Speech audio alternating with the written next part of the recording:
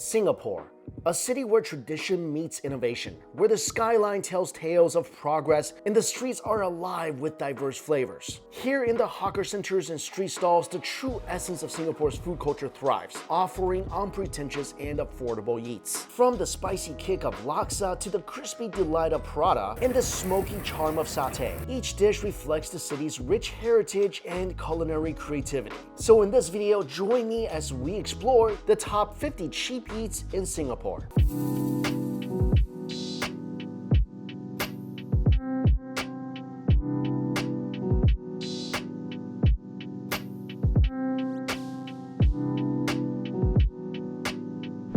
Good morning. This is Newton Food Center, one of the most popular hawker centers in all of Singapore, pretty centrally located. Right now, it's about 7 a.m.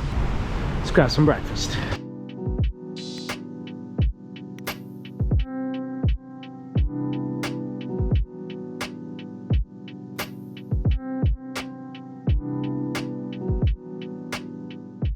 Just realized, haven't really had a nasi lemak since coming to Singapore. And this is definitely one of my favorite things to eat in this country. Sambal, crispy little tiny anchovies, perfectly runny gooey egg, fried chicken over fragrant rice. I think the first time I had this dish, my mind almost exploded. This place does this so well here. Just the rice itself is so aromatic and coconutty. I'm already getting a little crunch from the crispy anchovies. The sambal is really the heart and soul of this dish. Savory, spicy with an umami punch.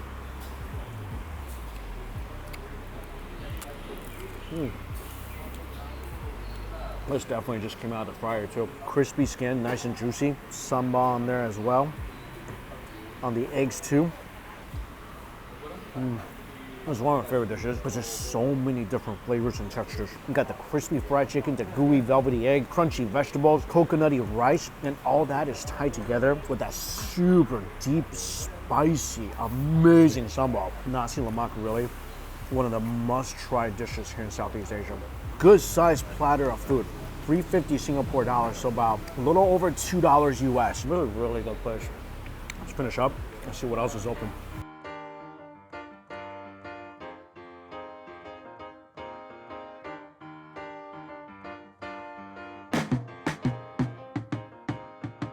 Apparently the specialty here is duck noodles. Let's get that.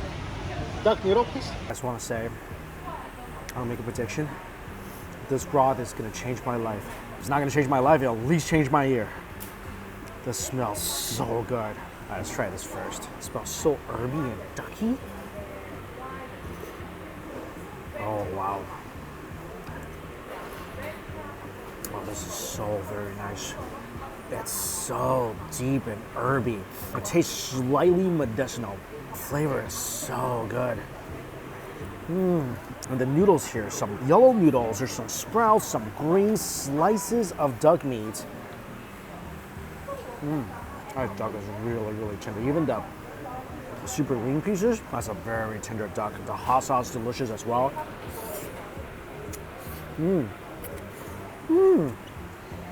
The noodles are so good too. This is a really good combination. The noodles, there's sauce underneath the noodles as well. So every strand is covered in that rich, spicy, umami-filled sauce. And because they're dry noodles, texture is super springy. That's so good.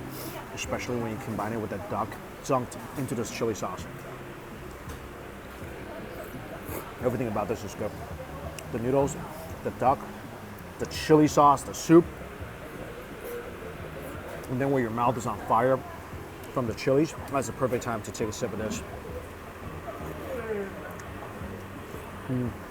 I really, really like this broth. I feel like the version they're cooking here is very traditional. It's for people who really like this rustic, earthy type of broth. I think it's awesome. I really like this place. Also, crispy pork skin mixed in as well for additional crunch and additional fatty explosion. Also, another benefit of coming early to a hawker center. Not a lot of people, and it's pretty cool outside. So good. This is the other place I wanted to go to. Sunwa Fishball Kway meat. This place is voted one of the best hawker stalls on the island.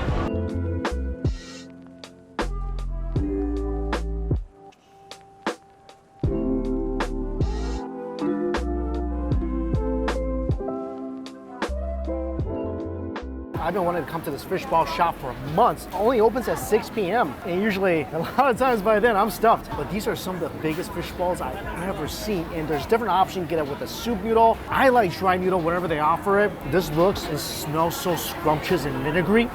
They're adding a lot of vinegar in here. The soup side, I get a giant bowl of soup, 5 meatballs, also a fish wonton, a fish dumpling here as well.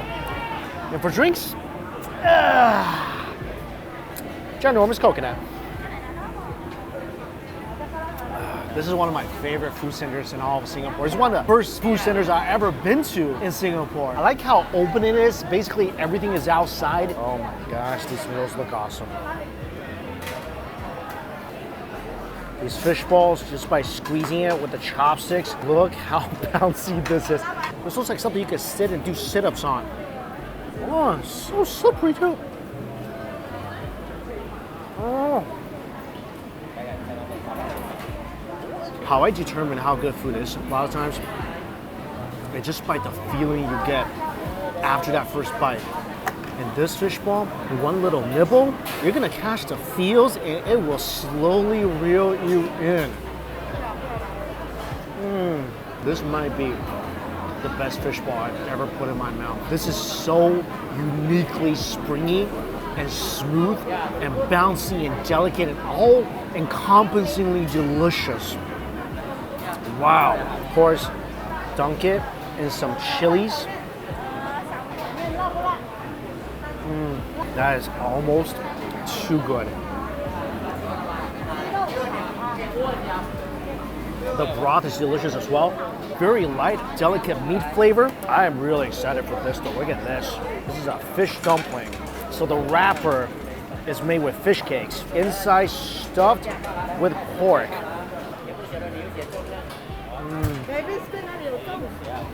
There's pork in there. There's shrimp in there. That is a must try when you come to Singapore. And I can't believe I only got one of those. If I can before the night is over, I'm going back for more. That's better than a fish ball.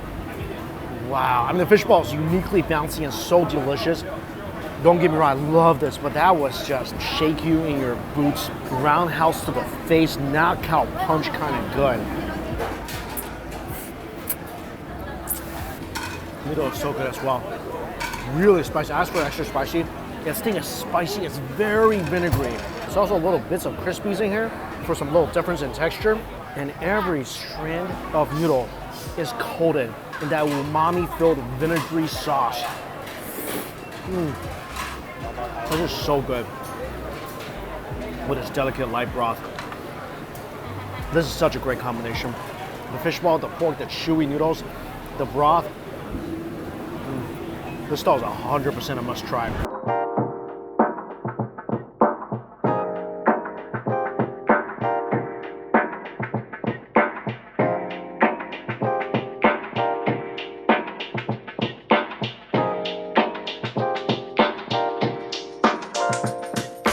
And the place I'm getting this from is called R&B Express. It's a Michelin rated barbecue chicken wing place. That smells so good. This is actually 10 chicken wings. They're ginormous because they cut the wings in half for you. Look at this, perfectly charred right off the fire. Chili sauce to dip it in.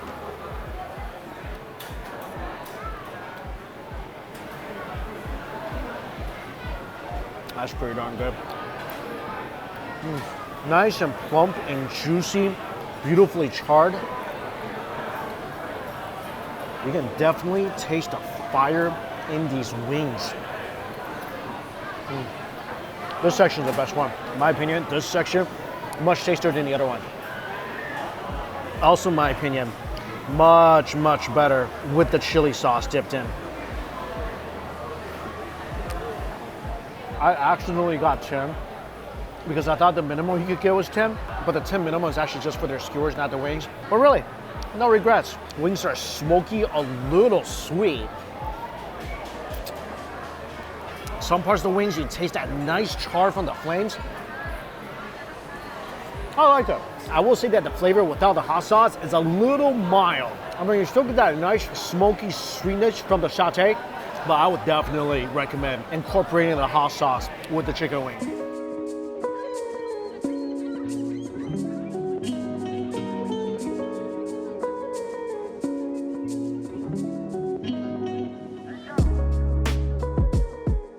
I love it when I can see the food come together right in front of me. Giant cast iron pan. It's basically a giant omelet scramble, and the oysters are added later. Oh. Oh, wow. I did not expect that. I thought this would just be very scrambled eggy. This is not. Because of the added flour, it tastes almost like an airy, crispy, eggy pancake. That is very good. The texture is amazing. Obviously very eggy. So crispy and flavorful. I'm gonna dunk it in some of that hot sauce. The hot sauce is a little sour, which definitely helps to cut through the oil. This is an awesome pancake. Oysters are a perfect addition. It adds a soft, seafoody flavor to this dish. They give you a lot of oysters here. Actually, I recommend just dunking this onto the dish itself. The oyster's good, the pancake is superb.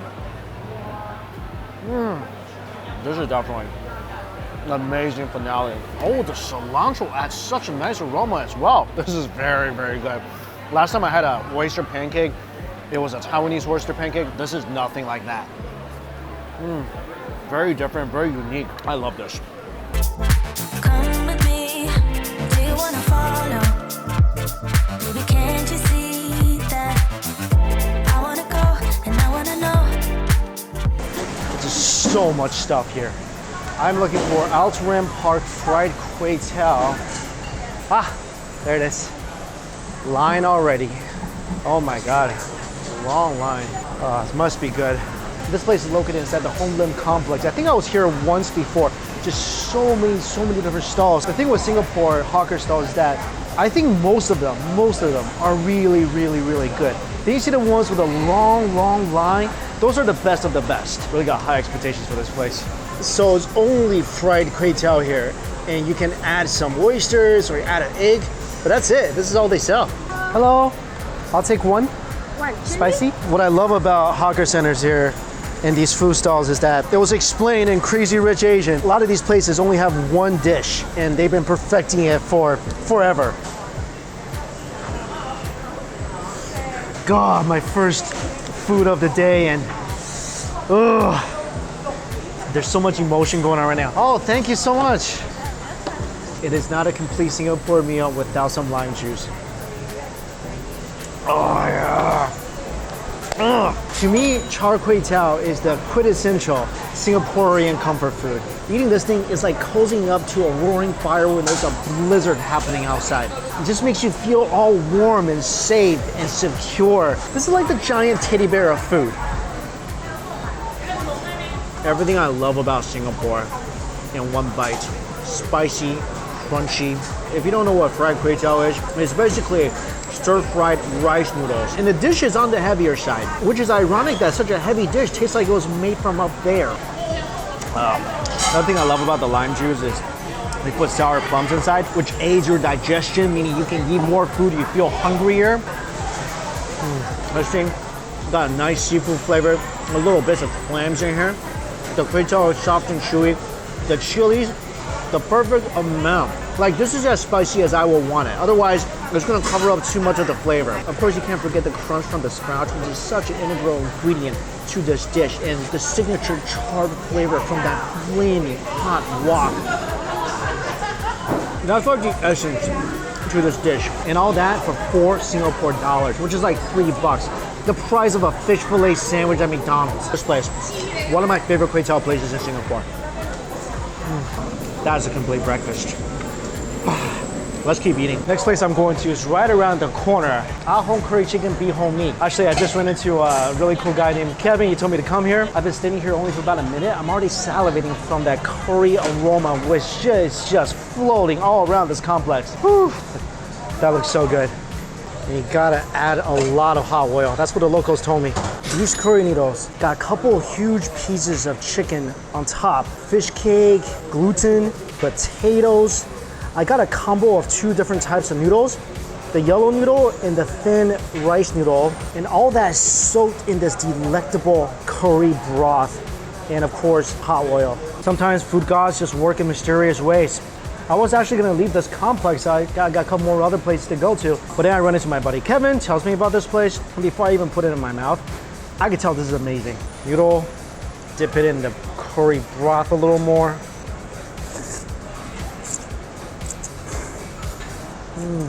When you take a bite of this, you kind of get lost for a second there. It feels like you're swimming through a river of just the most fragrant, aromatic curry. The curry soup is relatively light, flavorful, slightly sweet, and while I was waiting in line, I saw another auntie and she told me to load up on the chilies. I only got 1 scoop in because there are people behind me, but I should have got a couple more scoops in because spicy and the sweet makes you really just want to put your face in this bowl and slurp till this is all gone. I love the gluten. This is the sponge of the food world, and it just soaks up so much of that delightful soup. And pieces of chicken, this seems to be all white meat and so incredibly tender. I want to get a big old piece with some gluten, some chicken, some noodles, and I want to put it all on a spoonful of this curry broth. Oh, that curry flavor is just insane. Oh, fish cake too is so bouncy and light. Wow, this is like Christmas in a bowl. Another thing I love in curry, of course, is the potato. Pop that in your mouth. Oh, that was more like an air tato. So you got the creamy broth, the chewy noodles, and you got crunchy sprouts in here for a change of texture. Flavors, sweet, spicy, creamy, all the flavors I love, partying it up in this bowl. The only drawback of this experience is that this is hot and spicy, and basically so is this country. But you know what? Small price to pay. Let's keep going. Honestly, I don't even know what this line is for, but I'm getting in it.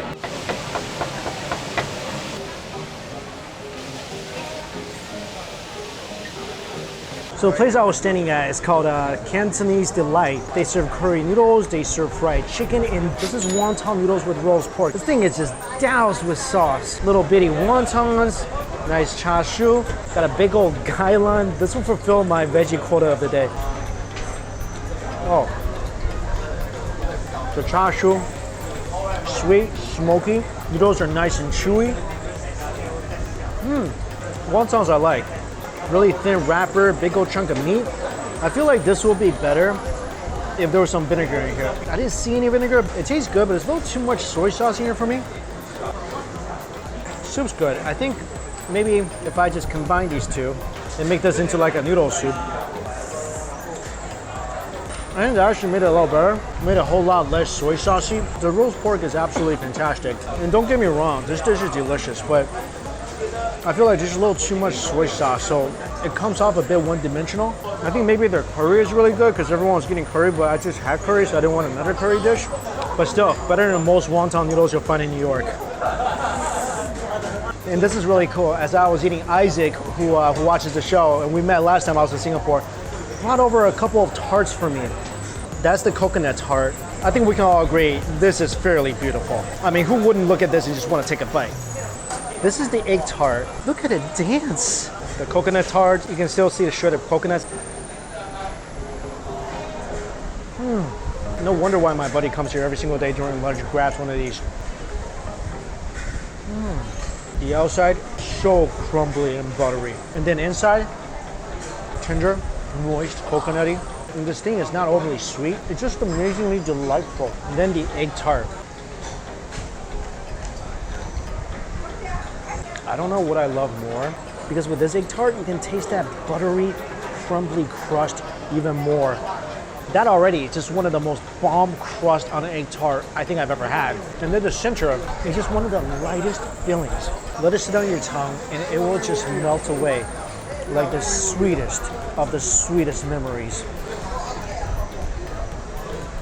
Wow. Isaac, man, thank you so much. That was a life-changing egg tart. I'm gonna find out where he actually got it from so I can show you guys. You need to try that. And so far, a mind-blowing brunch, capped off by that insane egg tart. Okay, I gotta get out of here. There's some more places I wanna go to. Chinatown Food Day is not over. Now we're gonna go to part 2. The lunch continues. This is it, right here, II Muffin. This is where the magical egg tarts are. Come here and get one. You gotta come here and try this. Again, thank you so much, Isaac.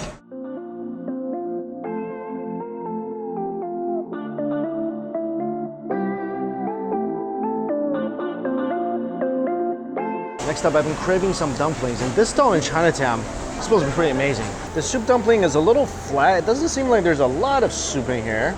Dip this in a little vinegar, a little spice.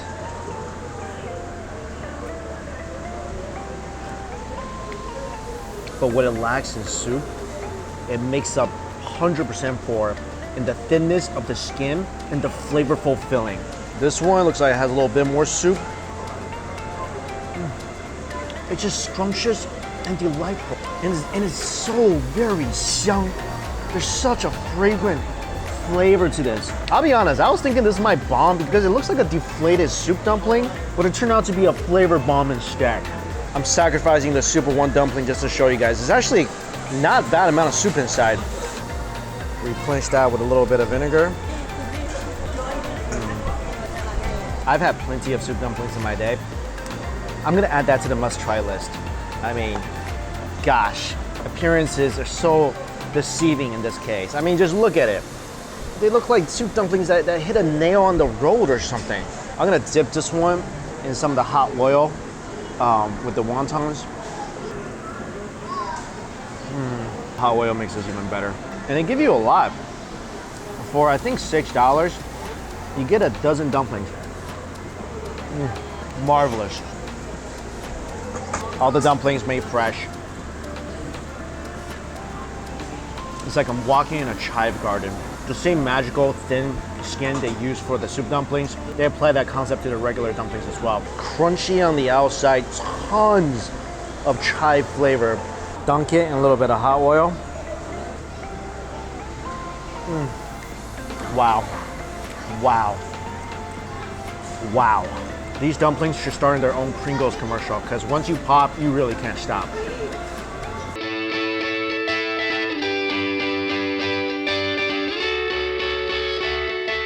Like I said, I needed something soupy or sweet, opted for soupy. I was trying to try this Bak Kut Teh place last time I was in Singapore, and they were sold out of their most popular stuff. This is why you come back to countries. I just got a couple of simple things. The original Bak Kut Teh, and then the rice noodles with soup, and I got a tea set. You know, have some Bak Kut Teh with some actual tea. I got some pu'er. They have a pot of water right by the table, and they bring you all these cups because you can't let the tea soak in that pot. Just fill up all these cups.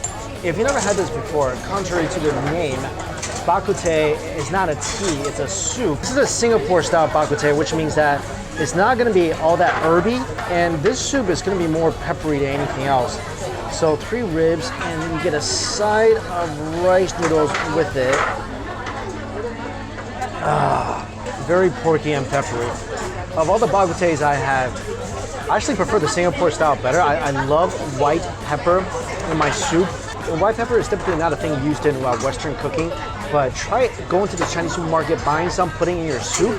You're gonna thank me. Oh, that just fall off the bone tender.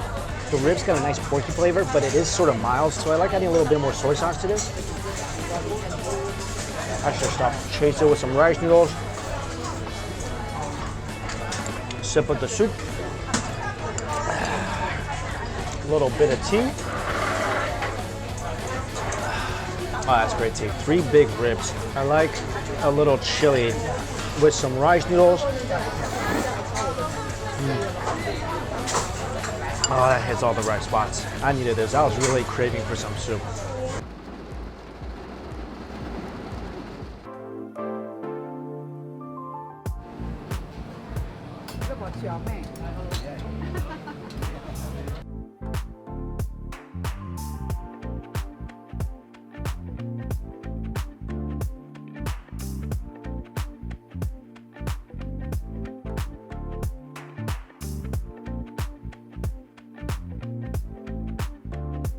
So these are pork noodles. I love Singapore pork noodles. Throw some chilies in there. The way these are made is pretty similar everywhere I've been. Different cuts of pork, some pork liver, slices of pork, minced pork, and also some dry crispy fish. And it's usually served with pork meatballs and wonton. And this soup, Oh, that's so good. They ain't trying to win some aesthetically pleasing food award here. They're just going full on for flavor. Huge porky flavor. I love the little crunchy bits of pork crackling in here. And also, little bits of seaweed that soaks up with that great broth. This thing definitely needs some hot oil. And since they don't have it, I got some chilies with a little bit of soy. And I wish I could have some Chinese vinegar here too. Oh yeah. Oh, that made it so much better. Those of you guys who you're really not into organs, this might be too much for you because you get a lot of little bits of pig liver and you eat it with a side of dry noodles.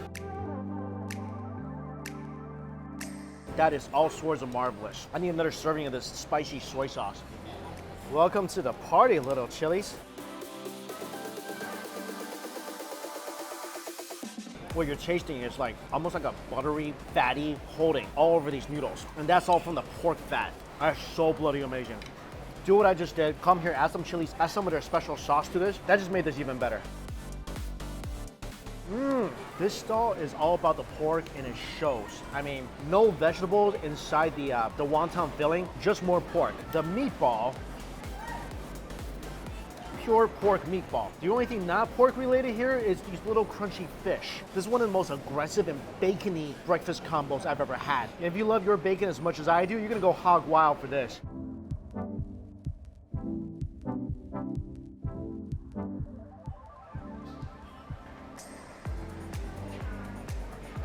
Oh, sugar cane juice. When you're in Singapore or Southeast Asia, you gotta have some sugar cane juice. And this is a very substantial breakfast for 10 Singapore dollars, so about $8 you get all this. Towards the end, I like to drop some of the soup into my noodles, make it a little noodle soup. So I mix all the sauce on the bottom with that great broth.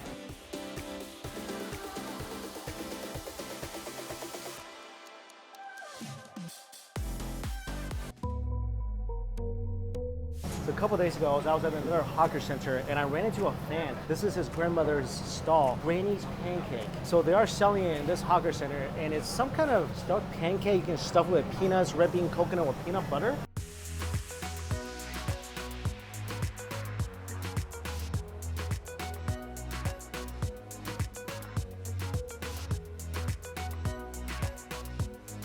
These are just really spongy cakes. So this one has coconut stuff in there. Almost got a mochi-esque feel to it.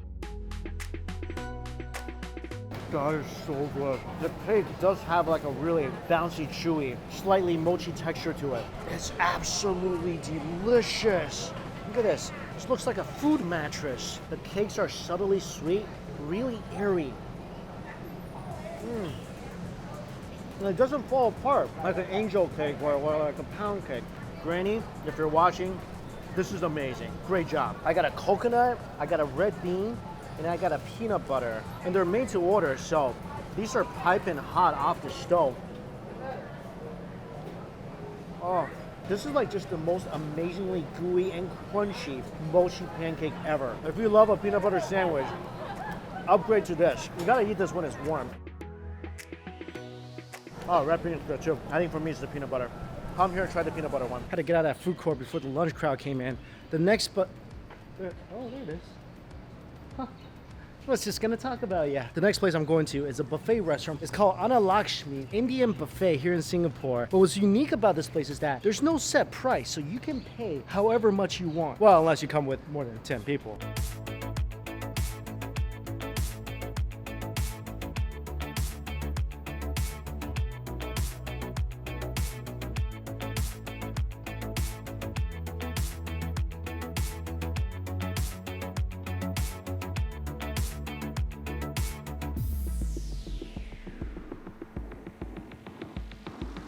Got some bringo asavanji, some alo palak, and they make fresh dosas here, and also puffy bread. The selection itself is not a lot. You got your typical stuff, rice, you got a couple dessert items, and it is an all-vegetarian buffet. I know I'm a complete vegetarian, but when it comes to Indian food, when I went to India, I had so many dishes that were just vegetarian dishes, and I've said, if I was ever to become a vegetarian, India will be the country I go to because it probably has the best tasting vegetarian dishes. And right here, this chana masala is out of this world. The chickpeas is cooked so well. They got great spices from the masala. Freshly made dosa.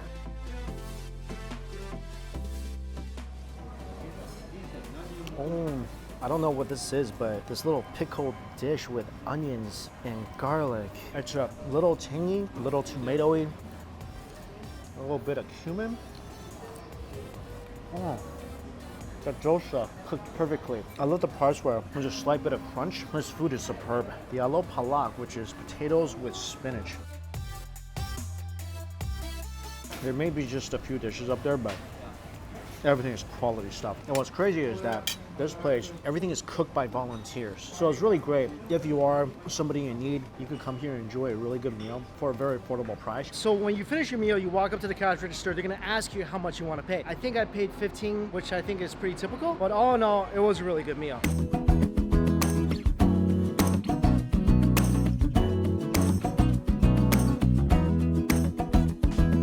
Today I'm in the east part of Singapore. I've never been this far east before. This is almost near the airport. There's a really well-known food center here called Bidak 85. In this place, a lot of the stalls don't open till 5 or 6 p.m., but I'm here early because there's a legendary noodle stall here.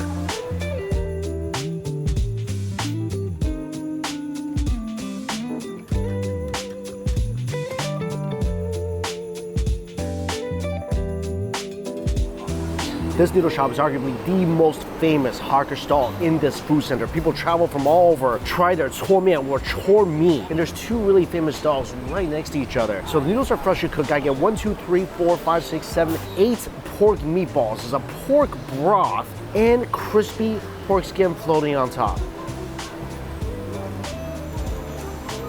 Whoa. The broth is very light, it's fatty. A hint of sweetness and a lot of depth. This is definitely not a very aggressively seasoned broth at all. Very light, very soothing, very comforting. The noodles themselves are reminiscent of wavy yellow ramen noodles.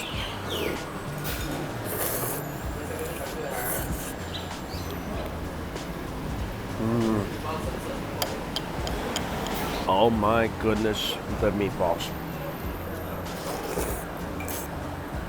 These are some life-changing pork meatballs here.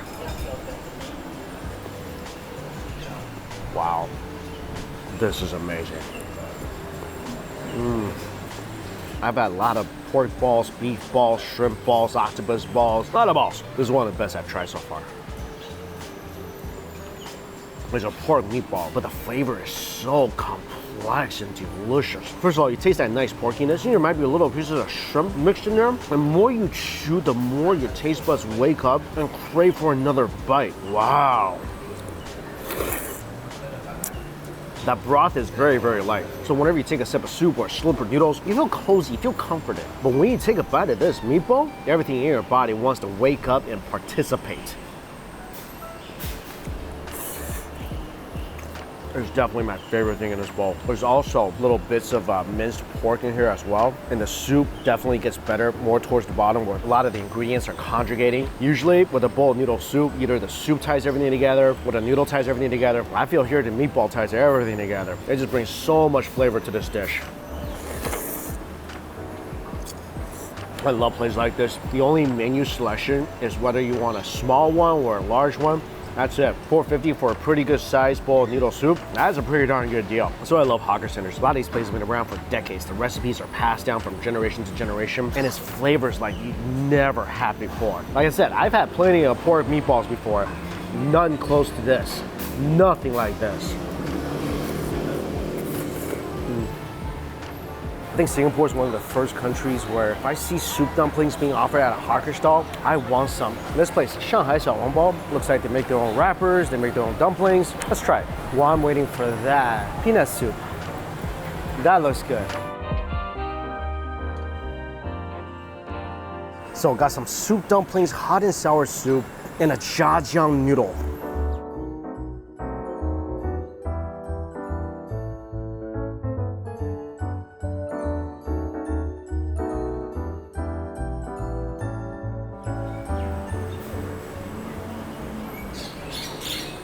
It's really good soup dumplings. I kind of have my doubts a little bit. I'm super judgy when it comes to soup dumplings. Just by picking it up, I'm already kind of critiquing it, thinking the skin on top is a little thick. Usually as a test, I try to dump the soup out on the spoon There's a good amount of soup. I did see that this thing had a huge filling, and the skin on the bottom is very thin. And then once I put it in my mouth, no mistake about that. This is really, really good. Jjajangmyeon also has really good flavor. The noodles are chewy. It doesn't have as much sauce as I would like, but the taste is very much there. But seriously, come here and try these soup dumplings out. One of my favorite soup dumpling places is the one in Chinatown that has a long line. And this place is not very centrally located, but this is really, really good. Also, this place gives you so much food. I mean, this is a giant hot and sour soup, a big bowl of noodles. But this is his crown jewel right here. Ooh. Oh, that soup just split out. Dunk the soup dumpling into the hot and sour soup. That's a pretty darn good way to eat the soup dumpling. Seriously, if you're ever in Singapore, do not sleep on the hawker style soup dumplings. Most of those I've tried have been excellent. This place might actually have my favorite soup dumpling on the whole island. A little hidden gem of a place. That's amazing. One more thing I got, and the people selling this are so nice. This is a peanut soup. So it's peanut soup with 3 different types of mochi. I got peanut mochi, I got sesame mochi, and I think I got red bean mochi as well. This is a dessert item. Soup itself is already so good. Boiled peanuts, nice and sweet. This is so perfect for dessert. And kind of lucky today's not that hot either. Very breezy here too. I don't think I've ever tried a red bean mochi before.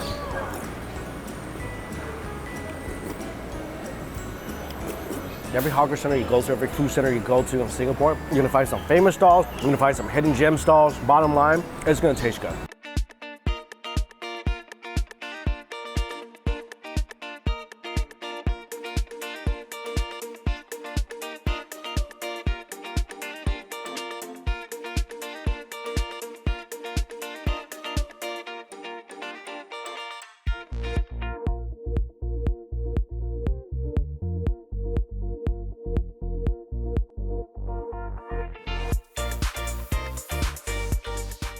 Old Hainan curry rice. So many of my friends in Singapore told me to come to this place. I gotta try it. First meal of the day, I'm already starving, and this thing just bombards you, not just visually, but it just attacks you right here. You're smelling all that great spices and that curry. Remember those cartoons where the fragrance of a dish is like, turns into this temptress going like this to ya? That's what this dish is doing to me right now. And the rice is just drenched in this delicious smelling golden curry sauce. And I gotta admit, this dish, it's around $4.50. I had to get every single thing, but they sell the rice for only 60 cents, and then you can just add on whatever vegetable or meat you want. So you can literally come here and have a 60-cent curry rice.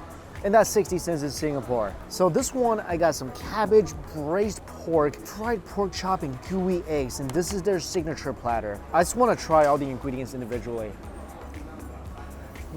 Oh, that is so good. Super crispy pork chop, fried perfectly.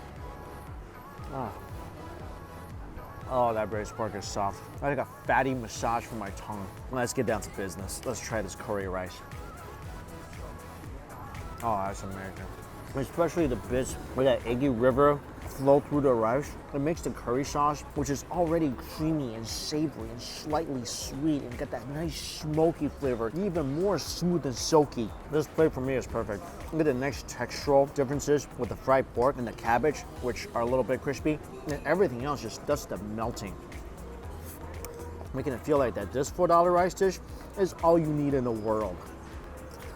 I'm glad I got the combination and I waited for the fried pork chop. There's a little bit of crispiness. It's such a nice component in the sea of creamy curry and egg yolk. Now I feel like my day has truly begun.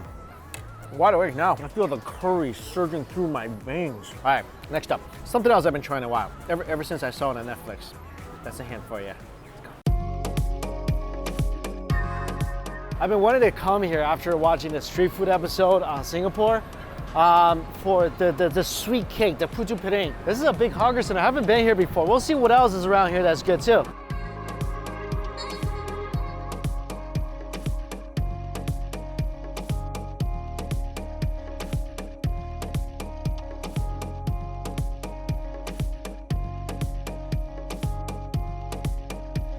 If you've never had Putu Piring before, so it's little rice cakes steamed individually, and it's a really popular sweet dish in Southeast Asia. It's steamed rice flour, usually paired with coconut shavings, pandan leaves, with palm sugar in the middle. That sound good to you?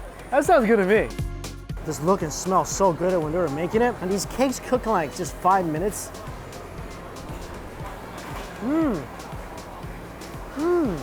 It's really cool because they put it on top of pandan, so as soon as you open the package, you get this great pandan aroma. The palm sugar mixes like into a little syrupy pocket. Such a nice little caramelized flavor with it. Oh, they're so fluffy and nice. This actually be really good with some hot tea. I mean, that palm sugar is really sweet. The cakes are nice and crumbly. Oh, you definitely need something to drink when you're eating this because it's good, but it's very dry too. Where's somebody sold hot tea? Well, I can't find any hot tea because, well, I could just buy some tea and walk it outside and that'd probably do the trick. But it is a hawker stall, got a bottle of water. I really like this. And you get 5 little cakes for $2.50. So less than $2 US for 5 of these tasty treats. That was really, really good. Ever since I saw this on Netflix, I'm like, how did I miss those little cakes? And I hate missing cakes because I love cakes. Now they'll be with me forever. Kind of sound like a food serial killer. My Claypot rice is coming. Finding a table was not easy. Finally secured one, and the guy is coming with my rice. Oh, I'm so excited.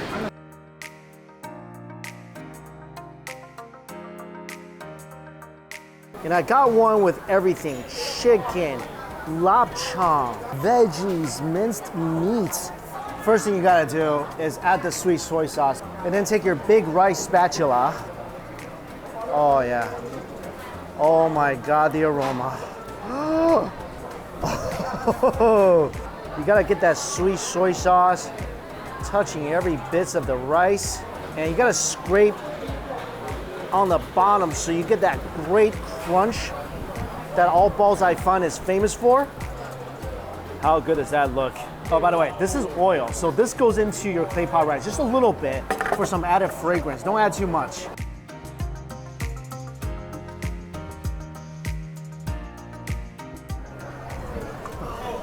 You wanna know the real reason why I don't drink? I don't need to. I get intoxicated off stuff like this. And plus, no hangover, only food coma. This looks so freaking amazing. I'm gonna just use the big spoon here. Oh, it's so good. Every bite, I'm getting a nice little crunch of the guoba, which is the crispy rice. The slight bitterness goes well with a little bit of sweet from the sweet soy sauce.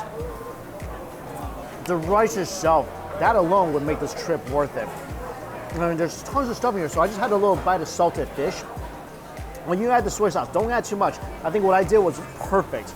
Right now, just a great balance of savory, sweet, and that deep, rich umami flavor in this clay pot. I love lapchang. Chinese sausage, if you've never had it, it's so good with rice. Chinese sausage is not juicy. It's been smoked. It kind of tastes like a jerky. So it's got a great chew and a nice smoky flavor. I should have got one of these pots for 2. This is a pot for 1.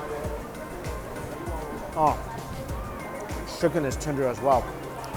So all the ingredients in here: little chicken, lapchang, salted fish. Everything has a role to play. If you go to a balzai bun place, you don't get a lot of crispy rice on the bottom. They're not doing it right. In this place, almost every bite, you get that great crunch from the burnt crispy rice. And guys, again, like a lot of people are not used to eating stuff that are burnt. That's actually a huge part of balls I find. You need that crispy burnt rice to go snap, crackle, and pop in your mouth. Otherwise, it's not a legit balls I find. This is amazing. Every bite is a surprise. You might get a crunchy vegetable, tender piece of chicken, smoky lapchang or a salted fish, rice cooked from scratch. You also gotta look for places that don't just do it halfway. Some places, they pre-cook the rice. You don't want that. So a good balls I find, it's gonna take time to come to your table. It's gonna take at least a good 30 minutes to come to your table. And this place, yeah, it was an hour and a half wait, but come on, 5 Singapore dollars. Around $3.50 for this authentically created clay pot rice. I mean, Singapore is listed as one of the most expensive places to live in the world, but don't listen to people when they tell you the food is expensive. It is not expensive. I mean, every meal, if you have about $3.50, $4, you can eat really, really, really well.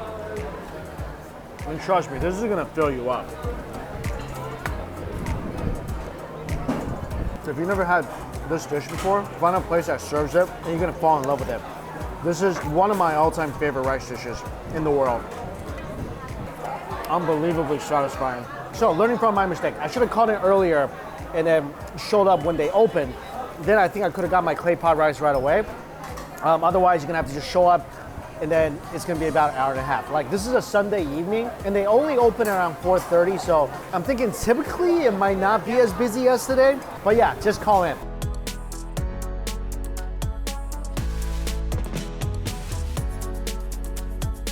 Ooh, there it is. Keep so long. I'm in the mood for kaya toast and I heard this is where you go, like a really traditional place.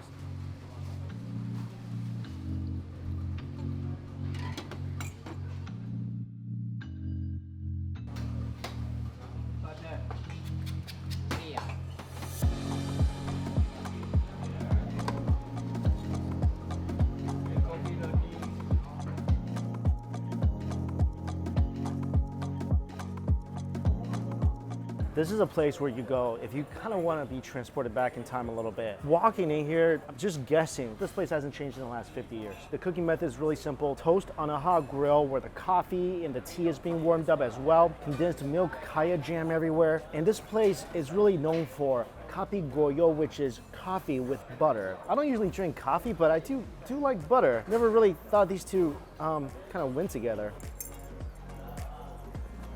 This is strangely creamy and delicious. You don't taste a lot of the butter like you would if you bit into like a butter sandwich or something. So here is basically used instead of a creamer. And it's got that layer of fat floating on top that makes the coffee slightly bit more creamy than usual. And this coffee is good. It's already got the condensed milk in here.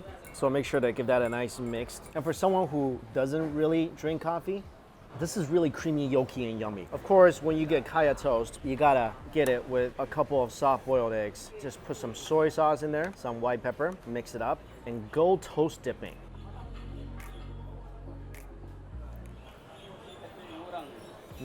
There's really nothing like having kaya toast dipped in soft, velvety eggs for breakfast. And kaya toast, if you guys don't know, it's the king of all toast. I kid you not. No other toast is as yummy than this toast. Toast here is soft and inside layered with kaya jam and pieces of butter. This is like taking a relatively simple breakfast item and just making them extraordinary. I mean, it's just toast and jam and butter. But when you dip it into perfectly cooked, soft-boiled eggs with that dash of soy sauce to give it that additional umami flavor and a hint of white pepper for that extra little zing, you'll start to wonder how you ever really just had plain toast and eggs. Now, the thing with this place is the toast is not extra crunchy. It's more of a soft toast with a slight char on the outside. The eggs are cooked perfectly. It's so gooey, silky, and soft. This is just a testament of something that's simply wonderful, you know? Relatively simple ingredients and components that presented in a uniquely delicious fashion. And I'll be 100% honest with you guys, like, I do prefer the toast at Ya Kun more than I would here because the toast over there, it's really, really crunchy and the butter is more melty and they bring it out to you piping hot, so you do get more of a texture element with that toast. But for me, eating food is not solely about the food, it's where you're eating it. It's really the overall experience. And having been able to walk into this eatery that, like I said, it's like stepping back in time because nothing has changed. The way they cook and just watching a family who's been here for decades, just doing what they do in their zone and being able to sip up the tradition and the history in between sips of butter coffee. You can't find this experience anywhere else. I need something from you, and I need something new. Oh, I got things to prove to you, and I know what to do. Oh, you're moving with the lights, they follow in the night. You're always doing right. I see you watching too. This chicken rice place is right across the street from my hotel. I see it going to the gym every day. Didn't think much of it. Came in this morning. Of course, I don't have any recording gear except for my camera right now. This might be better than Tian Tian chicken rice.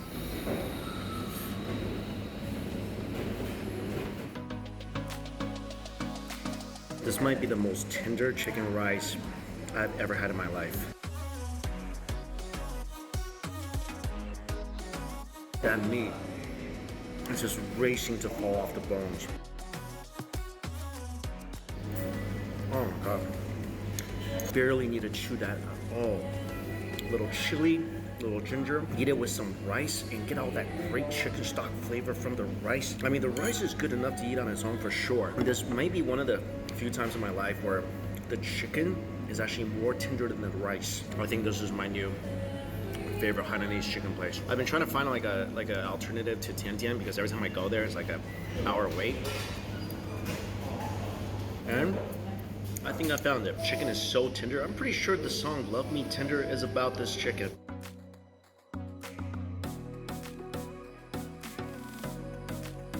Or it would have been if I was ever came to Singapore and tried this dish out. I just got an extra plate of breast meat, so I didn't want to deal with the bones. Even the breast meat, juicy. Borderline don't have to even chew this. Love it. Seriously, if you don't want to wait in line, come here and try this place.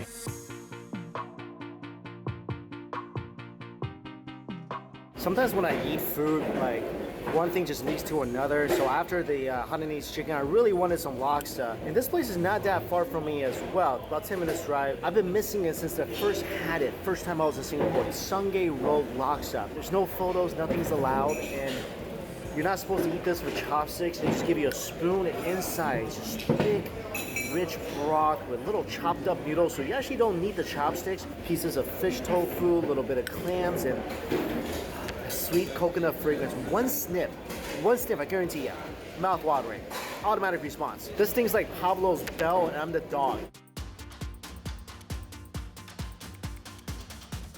Oh my gosh, so good. It's perfect in every single way. You got a subtly sweet coconut flavor, perfect amount of spices, good texture from the little clams, the noodles. Those flavors are so deep, and when you think you're just like sinking into that whirlpool of coconut and chilies and seafood flavor, that crunch of the sprouts just pulls you right back up, kind of refreshes you. So the flavor, as rich as it is, it's never going to be too much.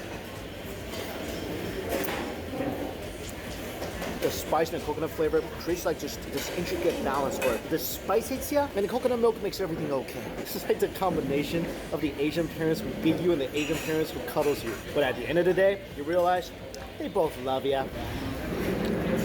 Chase it with a little lime juice. You get all that flavor, all those emotions, all 3 Singapore dollars, like a little over $2. You can either have this or a sausage McMuffin. Trust me, one of these things tastes way better. It's not gonna make you hate yourself afterwards.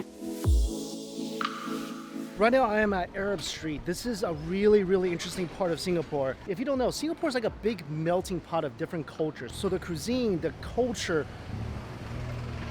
almost got killed by that guy. Like I was saying, Singapore is influenced by Malaysia, India, China. In this area, Arab Street is where Arab spice traders came and resided in Singapore in the 19th century. So it's a really beautiful little neighborhood with mosques. You're gonna find a lot of halal food and a lot of different restaurants here. And a lot of restaurants by Malay Muslims, Indian Muslims, and just walk around. This place is gorgeous. A lot of alleyways, colorful buildings, beautiful art on the walls. And right now we're going to an Indian restaurant. It's supposed to be one, if not the oldest restaurant in Singapore.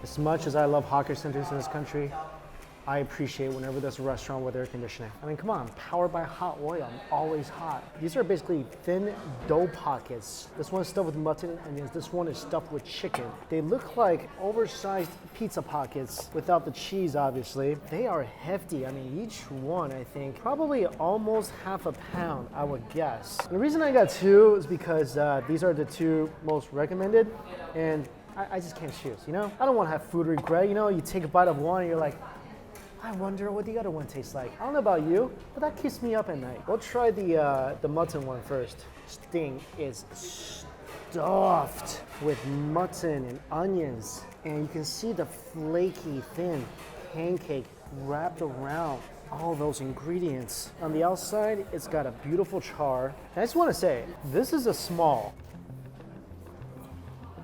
That is yummy. Layers of perfectly cooked, thin, flaky pancake. This is a meaty pancake. The mutton is slightly on the dry side, but I'm really enjoying this pancake. You're supposed to dip it in what looks like this sweet and sour sauce. This pancake is so good, by the way. I'm gonna eat this on its own. It's flaky, buttery, slightly crispy on the outside, and just tender, delicious on the other side. That tastes better than the mutton. And this is the chicken one. Okay, this actually looks really juicy. And you smell the curry flavor. It's also stuffed with onions and almost kind of looks like curry chicken. And this one I think I'm gonna have to eat with a fork. I rarely choose chicken over pretty much anything except for broccoli. This is delicious. And these are some of the most tender pieces of chicken stuffed inside. Spicy and juicy. Now they give me two types of dipping sauce. This one that looks more like a curry, they said it's for the chicken.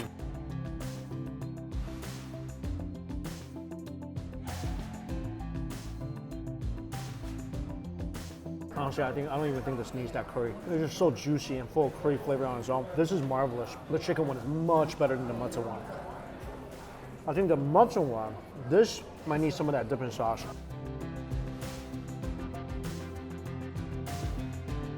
I don't really understand this sweet and sour sauce here. I don't really feel like it does much. The curry sauce is way better. I'm just getting maybe like a big daddy of this. But the murtabak in general, especially this pancake, out of this world.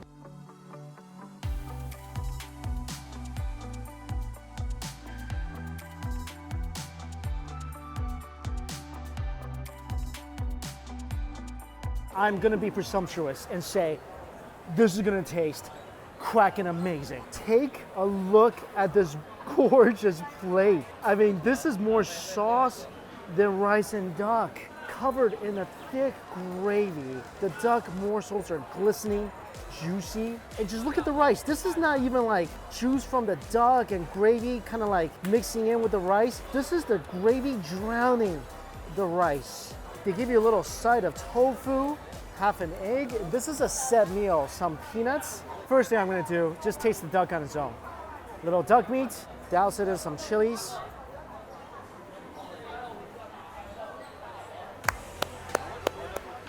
Round of applause for this duck place. This has got some mighty duck flavor. Mighty ducks. I'm sorry. I love that movie. You can taste the duck, perfect with a little chili sauce, a little citrus, a little spice. The duck itself is not the most tender. It's not gonna taste all fluffy and nutty in your mouth. It's not that type of duck. It's chewy, and with all that great juice, aroma, and flavor coming out, every single bite you take. That rice is almost better than a duck. It's not a mushy rice. Every grain stands out with a heavy, deep umami flavor, just soaked in completely, drowning the rice. Pieces of tofu, golden brown on the outside, beautifully white inside. This is basically me living in the Midwest as a kid with a deep tan. Golden brown on the outside and white on the inside. It wouldn't be funny if it wasn't true. Succulent soaky tofu, again with that great marinade. That tofu is great. You guys need to come and get this. Ain't nothing like this. Ain't nothing drowning in this crazy umami sauce like what's in front of me right now. And this broth they gave me. Ooh, that's an herby broth. I'm not super digging this. Oh, this egg. It's a soy sauce egg. It looks like an Uber tea egg. But the outside, you can see this little layer that's invaded by the soy sauce. As much as I love the duck, and as good as the duck is, there's a reason why it's called a duck rice. The rice tastes just as good, and it's just as important of a component as the duck. You guys know the intro song to Married with Children? You can't have one without the other. Falcon rice, that's how they fly high together. I give this a solid 8.5 or 9 out of 10. This is gonna be your song, and I guarantee you, after you're done, you're gonna wanna hit that repeat button.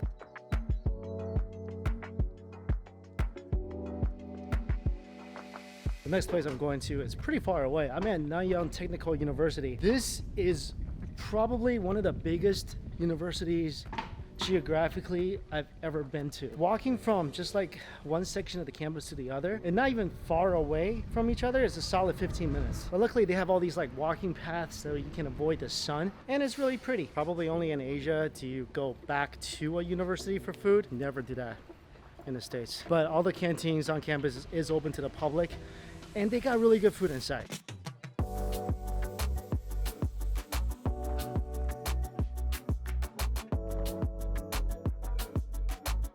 So this place is pretty remarkable. I mean, a typical university cafeteria in the US, you got your pizza stations, you got your salads, you got your entrees, whatever. And coming here, it's got everything from Sichuan food to xiaolong bao. So basically there's everything in here except for an air conditioning.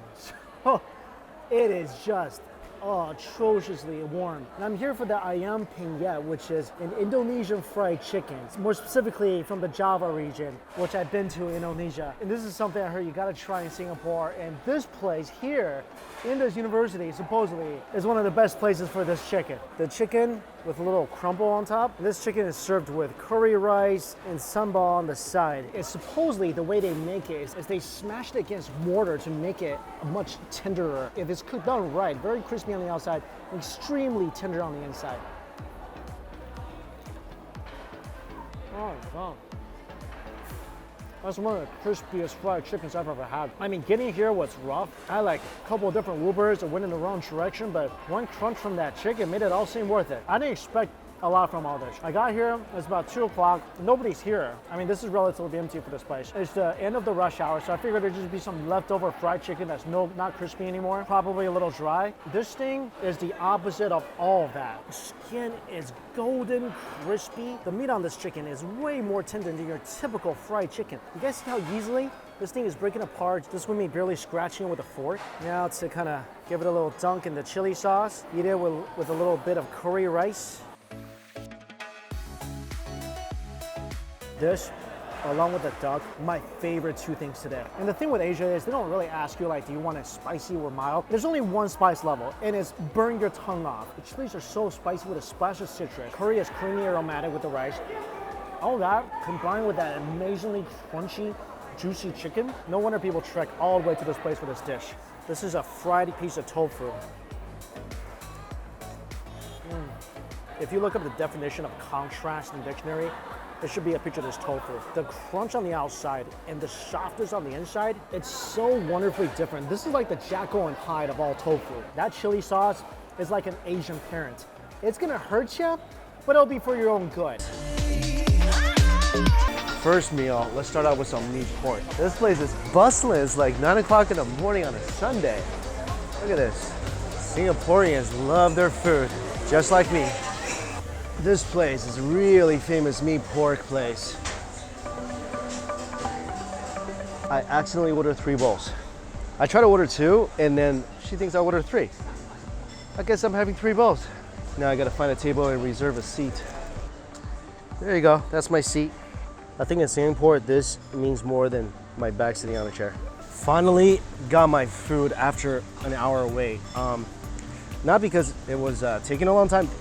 They forgot about my order, but hey, at least I got it. So I got 3 bowls and a bowl of dumplings. There's a couple of different types of meatball. I think this is a fish ball. This may be a pork ball, but look at this. That's a really bouncy fish ball. Oh, look at that. Slices of pork, minced pork, fish tofu, shrimp, egg noodles, chilies, sauce on the bottom. This actually smells so marvelous. And I have high expectations right now. This is amazing. Oh, the soup is so good too. Oh man, that's a porky delicious soup. I mean, you see all that bits of pork in here, pork fat floating around? This is a yummy bowl of noodles. Not only is the noodle texture completely al dente, perfectly chewy, it's seasoned remarkably well. I was half expecting this to taste like the Hill Street pork noodle, so this is already way beyond my expectations. You know, when I was eating the Hill Street pork noodle and I was saying like it was missing that wow factor? That wow factor is right here. I mean, wow. I didn't even have the meat yet. I just had the noodles and already it's just full of umami flavor. This thing, it's a little spicy, very saucy. Just full of porky flavor in every single bite of noodles. And that's before you eat the pork. You can also add your own crackling, and there's a little bit of sprouts in here as well. But the presence of pork is everywhere in this bowl.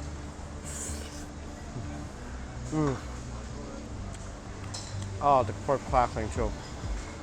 Wow. You can add as much crackling as you want. I think I made a mistake of not filling up my whole bowl with it. This is a great bowl of pork noodles. And the soup, you know, that's some concentrated, fatty, delicious porky soup. The fishball is so bouncy and tender. Everything about this, I absolutely love it. Thinking back now, maybe I didn't accidentally order 3 bowls of noodles. Maybe on some level, I just knew. I always had 6th sense about food, you know? Shrimp is good too. I want to add a little vinegar in here just to give it another degree of flavor. Just a little bit, mix it up a little.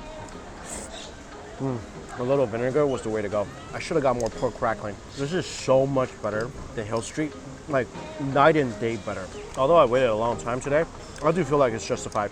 It is that good. Oh, also, I forgot about the dumpling.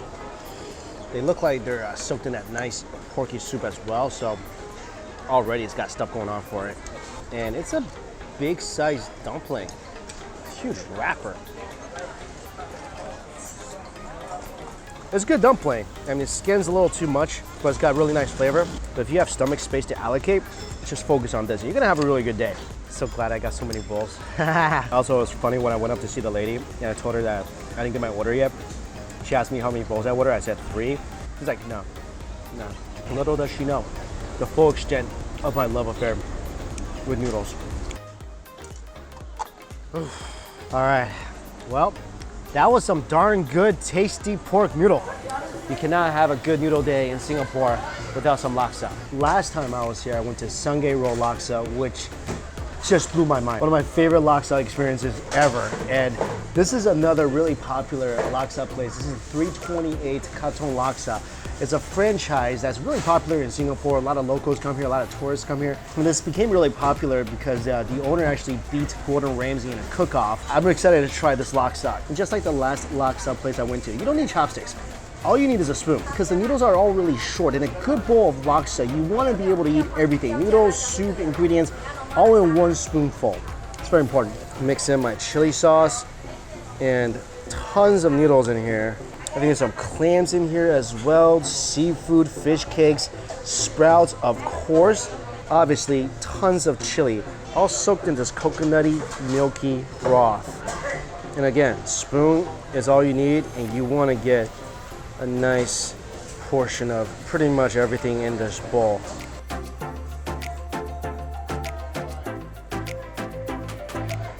Oh man, this is so good. I've been eating all day, pretty much non-stop. Bunch of different dishes and noodles, and one bite of this is like my first bite of the day. I love how it's not overly sweet. The rice noodles, not soggy at all, still has a good chewy texture. One bite, you really just feel warm all over. This is just the epitome of Singapore comfort food. The perfect balance of ingredients, because with laksa, you can't really have any one particular ingredient overshadowing the rest. It has to have such a harmonious balance, and this 100% achieves that. I mean, to me, this is Singapore. This is like everything I love about Singapore. It's hot, it's comforting, it's creamy. Okay, that didn't make any sense, but the feeling's the same. That was deeply satisfying, all the way down to my food-loving soul. This is breakfast for me. It's about 9 o'clock in the morning. This place, fish soup, supposed to be amazing. And look at the line. I'm gonna go for the number 2 mackerel sliced fish soup. And it's lower in calories. I'll take a number 2 with minced meat. Okay. Yeah, you gotta get the minced meat in the fish soup. A little surf and turf. Wow. As soon as I take a sip, the Chinese word "xian" just pops into my mind. It just means like everything tastes so fresh. And fish soup, the best ones, they're not heavy.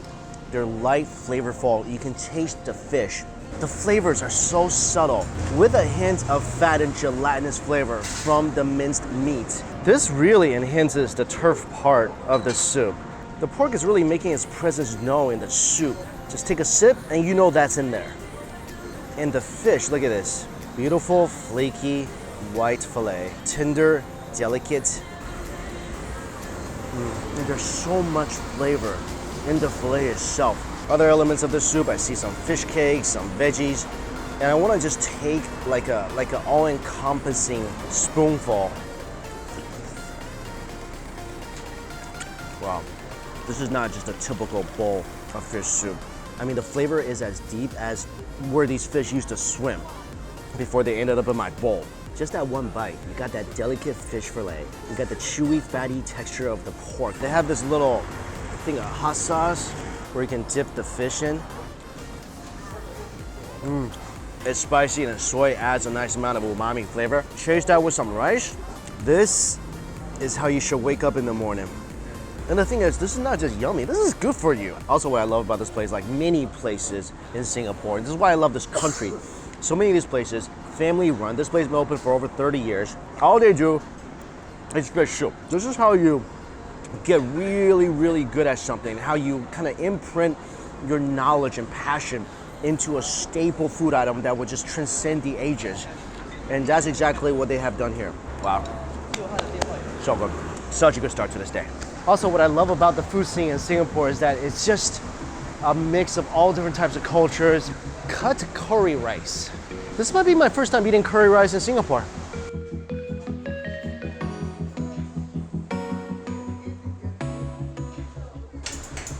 There you go, that's where the scissors cut come from. The sauciest plate of rice I have ever held in my hands. Just overflowing with curry. You got some pork belly here, chopped up pork belly, chopped up chicken wing. Oh man, look at this curry-soaked rice. And the curry is incredibly, incredibly thick. I think he put a couple different types of sauce on my rice. Here's the breakfast number 2. The curry has a gooey consistency. Look at this. It's gooey curry. Try a bite with some of the pork belly. Oh, that pork belly is so good. The texture is fantastic. They cured this, and this thing is like a flavor capsule. You take a bite and everything just releases. Just the curry and rice, the flavor is good, but it kind of tastes like my rice ran into the ghost of curry past, and it just got ectoplasm all over it. The texture is just a little too much for me. But with the pork belly, it cuts down on that gooiness a bit, and you can really taste the flavor of the curry, which is immense, a little spicy, very aromatic.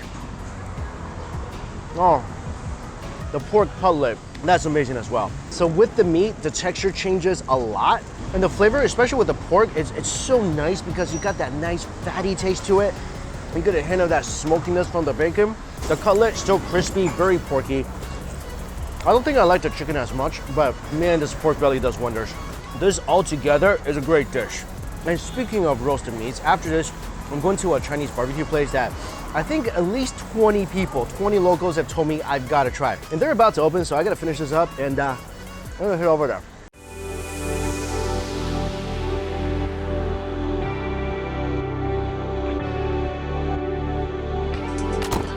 This place brings back memories. Old Airport Road Hawker Center. One of the most popular hawker centers in Singapore. And there's a place I apparently missed out on last time. I guess all I gotta do is look for the lines because it's really popular. This place, great lor mee, as evident by the crazy long line. Oh, there it is. Roast Paradise. Oh, the line's not that long yet. Oh, this is great. Again, another stall that's been here over 40 years, almost 50 years. In this place, probably the most recommended from you guys when I ask where I should go eat. They smoke everything in that big oven right over there. Thank you, thank you. I love good char siu. A couple things I noticed I love already. They roast everything on site. Like, as you're eating, they're roasting new pork. So everything is just as fresh as it can possibly be. I got the char siu, obviously, and then I got some roasted pig. And this comes with a nice crunchy outer skin. Fatty meat. Oh man, that's juicy. And the char siu, beautiful charred reddish color on the outside. And I could already tell just by looking at it, this thing is so fatty and tender. Look at this bad boy sweat. It's like this thing just ran a marathon. Oh man, this is gonna be a juicy piece of char siu. This might give waffle number 1 a run for its money. I'm gonna start off with the roast pig because I like to save the best for last. Crispy skin, really flavorful meat. It's stronger than I thought. Oh, by the way, that rice, I think this is a garlic rice. Oh, that is just marvelous. I'm gonna give this a little dip. The skin has the most delightful crunch. I feel like the bottom meat, the lean meat, is a little bit dry, but still very flavorful. But I think the best thing about this is the skin. This skin is absolutely perfect. I mean, celebrities should be asking this thing for its skin secrets. All right, we all know why we're here. It's not the roast pig. It's this baby right here. Wow, sweet, wonderfully charred, so extremely juicy. You see that beautiful smoke ring? The meat is a little chewy on the outside, as it should be, and just melt in your mouth, juicy and tender, full of smoky flavor, perfect amount of sweet and savory. I don't think this could be cooked more perfectly than it is right now. The roast pig is good, but I wish I just got all char siu. Like seriously, don't make my mistake next time. And this whole meal, the rice is so good. They could have got lazy and just give us white rice and nobody would complain. But they went ahead and brought out some garlicky chicken rice. All this for about $4. Reason 5,284 why I love this country. I just had a piece. That was almost all charred. It's kind of like this right here. It's just the most flavorful, burning, smoky part of the char siu. I feel like today my taste buds just got progressively happier. Thank you to all those who recommended I come here. One of the best char siu I ever had, maybe the best.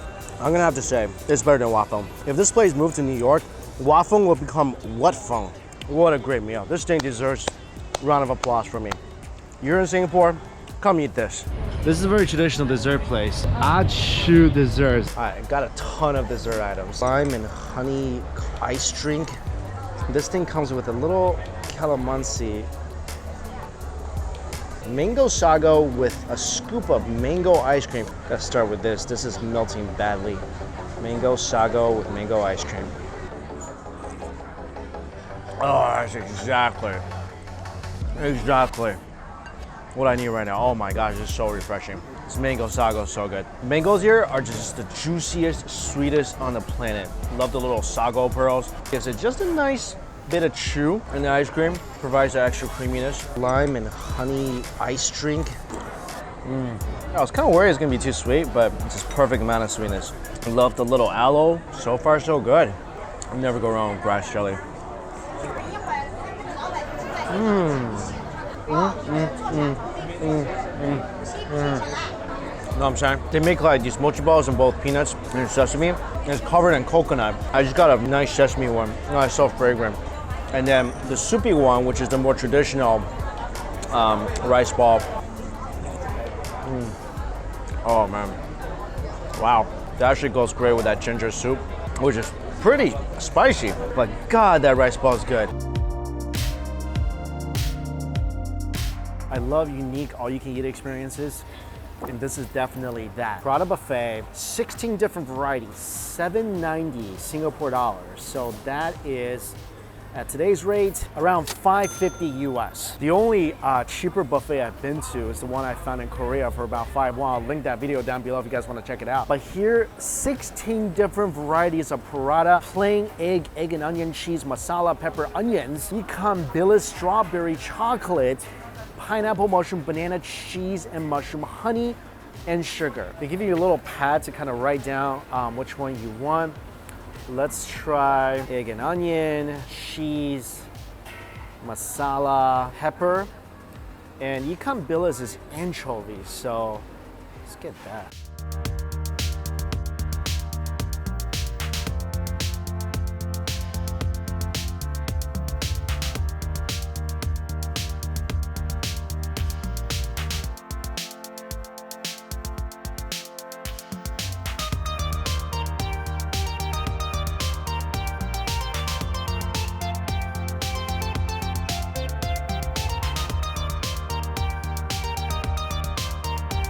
So all the paratha is cooked fresh, and I asked for sugar cane juice. They said large or medium. I said large. This is the large. Like, this should be labeled tub. This is a tub of sugar cane juice. What I love about this country, paratha, super fresh. Sugar cane, super fresh. Thank you, thank you. They also asked me which curry I want with my paratha. I don't know whether the curry comes with it or not. I'll let you guys know afterwards, but look at this. Freshly made, deliciously beautiful smelling and looking parathas. I've eaten parathas in Singapore, of course, already. Each one typically costs around $3 if you go to just a regular paratha place. Does this come with the buffet? Yeah. Yeah? Oh, nice. Thank you. So there's your answer. It does come with a buffet. You can get a variety of curry as well. I got the chicken curry. You could also get mutton. There's fish. This is so pretty. Look at this. Paratha is beautifully toasty on the outside. I can feel how soft it is. And it's paper thin. Look at this. This one on top, I think, is the egg paratha. Let's see here. Oh, so hot. I think this is just a plain butter one. Like I said, remarkably thin. Beautifully toasty on the outside. And then dunk that into the chicken curry.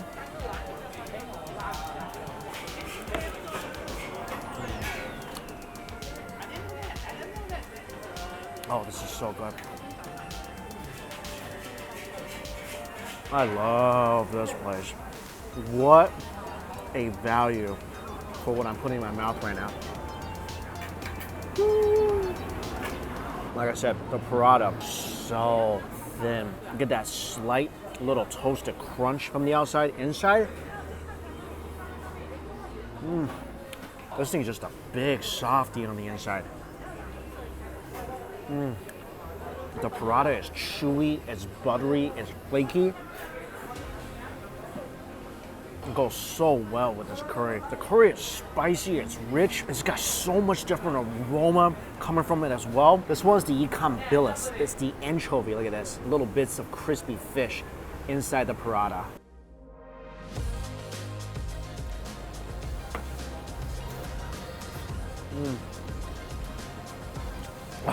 That's good. Beautifully chewy paratha. The fish definitely highlights the beautiful flavor of the paratha and the curry. It just adds a depth of umami-ness to it.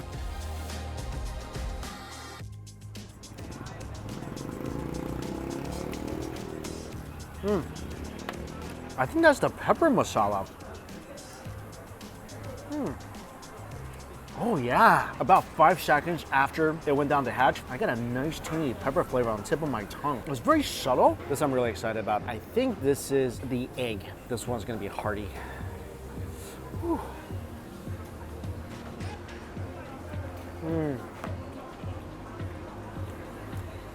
Eggs and onions. I love eggy parathas. It just adds to the heartiness of the whole thing. Then a little change of texture from the crunchy onions. Oh, this is interesting.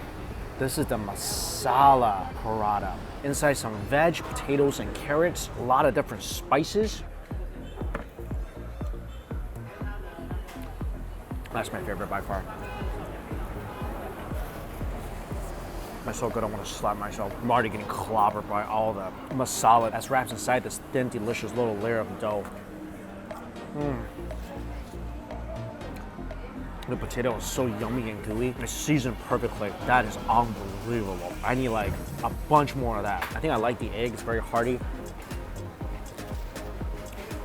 I love that creamy, eggy texture in contrast to the spicy curry. But oh my goodness, that masala product, that's just so incredibly satisfying. Wow. I mean, the texture is perfect. I love the mushy potatoes. I love the additional spices and flavor it brings on top of this already amazingly delicious curry. All right, I am ready for round two. Let's go for another masala product, a cheesy mushroom product, chocolate product, honey product, and a fruity one, pineapple product. I think the one on top is the honey. Good thing I figured it out before I dunked it into the chicken curry.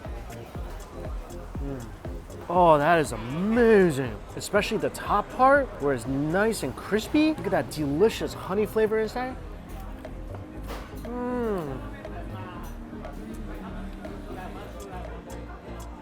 That crispy paratha just melted in my mouth into this delicious honey bliss that just completely covered my tongue and overwhelmed pretty much all my other senses too. Oh my god. Wow. It's definitely my favorite dessert product. I'm just trying to taste all of them before it gets cold. This one is the chocolate one.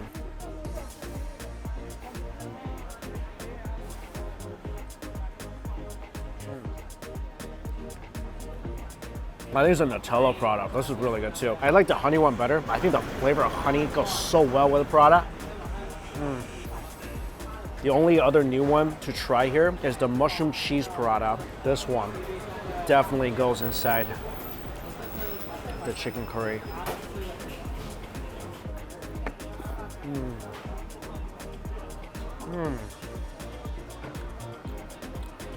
I love that one. Oh, that goes so well with the curry because the cheese brings a nice creaminess, which completely balances out the spicy masala from the chicken curry. Of course, I got another masala product. I gotta hurry up and eat before it gets cold though. See you in a bit. A few moments later. I am at Tikka Center, which is a multi-use market. There's a wet market here, there's a bunch of shops, of course, a food court. And since I've been craving biryani all day, there's a biryani place that's supposed to be really good. And they got a line too. Let's see if we can get some here.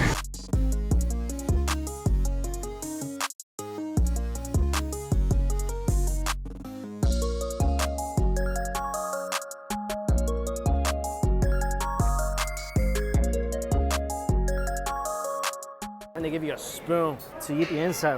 Whoa, there's a lot of juice in this coconut. It's like a lake of juice in here.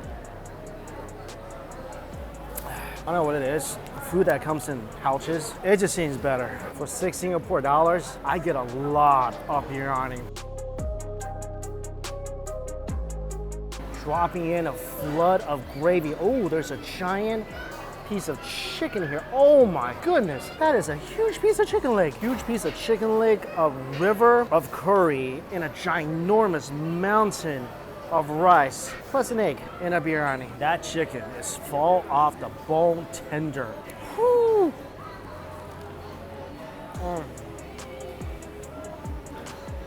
Oh, that's so good. Rich, creamy gravy. Delicious masala. The rice is absolutely freaking perfect. The texture is fluffy, it's aromatic, and the curry blends in so well. Especially a bite with the egg, where you get that nice creaminess of the yolk, combine that with the rich, delicious flavor of the biryani. Last time I had something this good, I think it was in Dubai. That's another reason I love Singapore so much. It's such a great melting pot of cultures, and a huge portion of the population are Indian, so you know you're gonna find some delicious Indian food here. It's at $6.50, so that's about under $5 US, but it's ginormous spiced up meal. I gotta come back to Little India more often. I mean, I know I can finish this humongous biryani. I just don't know if I can finish this giant coconut. Oh, so big.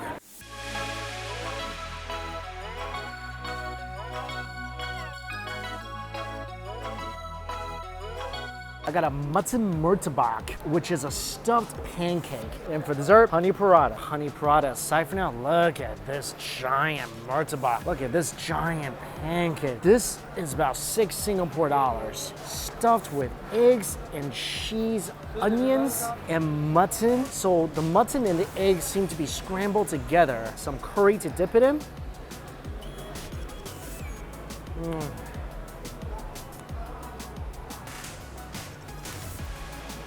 Oh,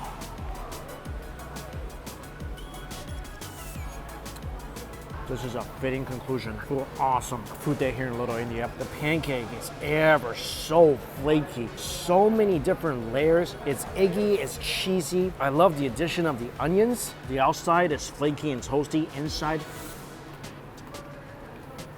the mutton is good. The curry is delicious. The texture of pancake is so chewy and airy. And this stuff is freshly cooked, it's piping hot. This is about as comforting as comfort food gets. Just want to try the honey paratha before it gets cold. Honey getting cold is no good.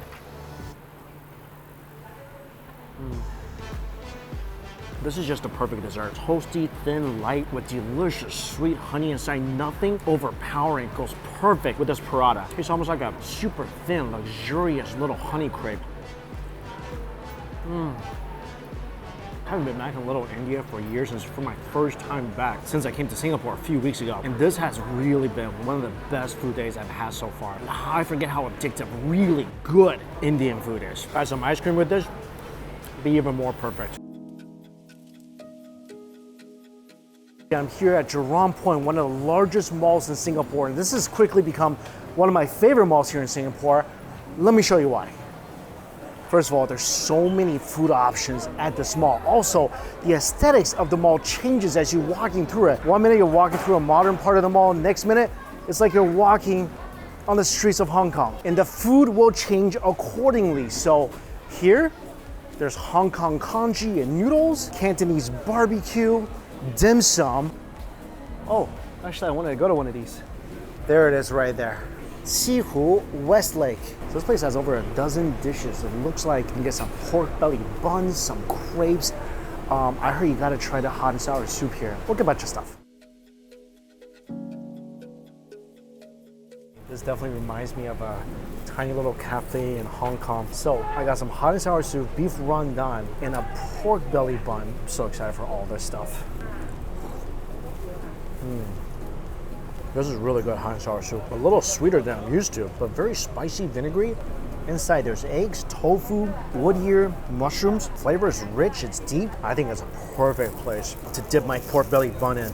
Big old piece of pork belly, inside fresh steamed buns. It doesn't even taste like there's meat in here. And I say that in the best way possible because I feel the crunch from the lettuce. I'm just getting belted with that fatty pork belly flavor. But I'm basically not even chewing the pork belly. I mean, this pork belly just instantaneously dissolves on your tongue. Barely need to touch this thing before it disappears. It leaves such a wonderful, fatty, umami-filled flavor on your tongue. This aftertaste of this is delicious. This is even better when you dip into the hot sour soup. This is one of the best pork belly buns I've had anywhere. I don't think I've ever had meat this tender before inside one of these buns. And when you add the hot and sour soup to it, it adds a little heat, a bit more sweetness. It goes perfect with this bun because the bun soaks up that soup so well. That's crazy good. Beef rendang. This beef is just falling apart as I'm stabbing it with my plastic spoon. Super tender beef, deliciously spicy, smoky gravy. The vegetables delicious and garlicky. It's one of those dishes that you just want to non-stop shove it in your mouth continuously. This is really good as well, but I can't get that bun out of my head. They do sell an order for 5. I should just got that and a bowl of hot and sour soup.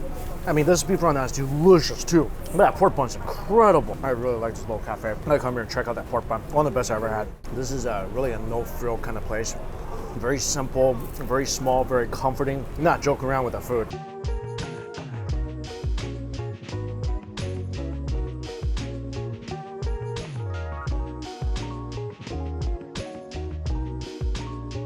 This is my routine pretty much every single morning because the subway station is also here. Freshly squeezed orange juice, $2 Singapore dollars, about $1.50. They give you 4 oranges to make the orange juice.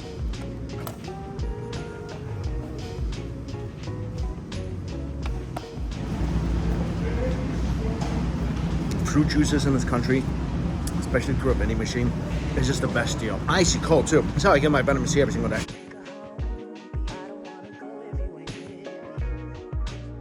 They give you a free gift with every single table. And every time you eat hot pot here, they give you a stamp where eventually you earn stuffed animals. The hot pot place I'm at right now is called Shili Feng. It's probably the most popular discount hot pot place in Singapore. It's really cute. There's tons of stuffed animals. Only thing is, it's really confusing. Look at this. This is all the menus here. 1, 2, 3, 36, 4, 5, 6, 7, 8, 9 menus. I'm gonna try out their regular lunch set, which again starts at around $8. And then what's kind of cool is that if you come before 5 p.m., your a la carte menu is this kind of additional 20%. Really good deal. Each set, $8.80 Singapore dollars. Includes all you can drink, includes the sauce bar, which is up there. You're able to select 2 broths with your order. Let's go check out the sauce bar.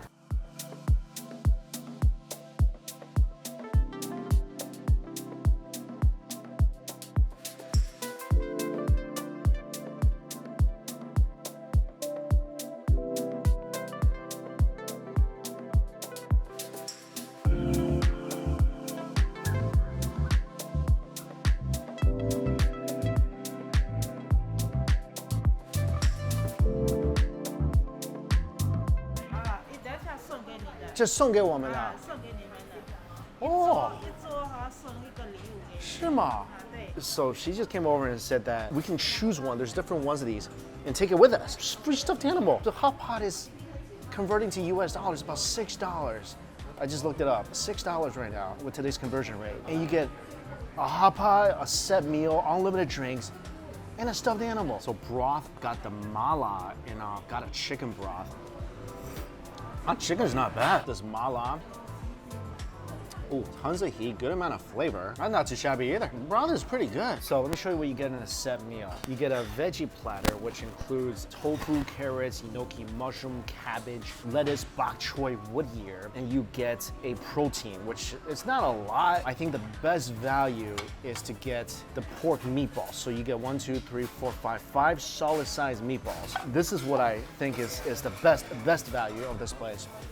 Order the handmade noodles, in-house made noodles. Look at this, biang biang noodles. This is before the biang biang noodles is stretched. You're essentially getting hot pot with a free handmade biang biang noodle here. 2 is definitely 1 full bowl of biang biang noodles. And before you eat it, you just call them, they'll come and stretch it for you. I'm gonna drop in all the ingredients that require a lot of cooking, like the tofu and the wood ear. This hot pot has a little enclosure here, so you can just put your more precious ingredients so it doesn't get lost everywhere. We've all experienced this, losing awesome ingredients in the mass ocean that is a hot pot. I don't know whether it's the delicious broth I'm smelling or the value. I'm just so hungry for this.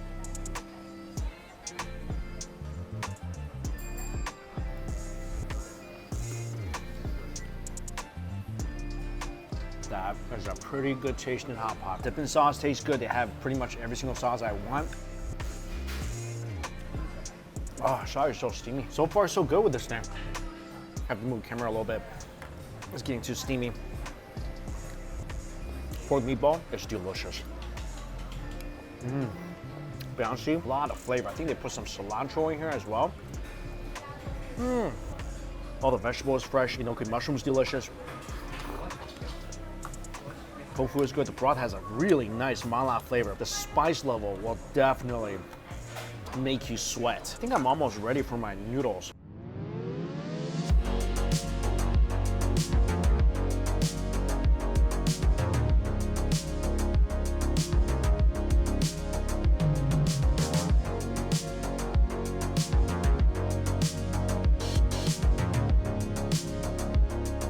Noodles are ready.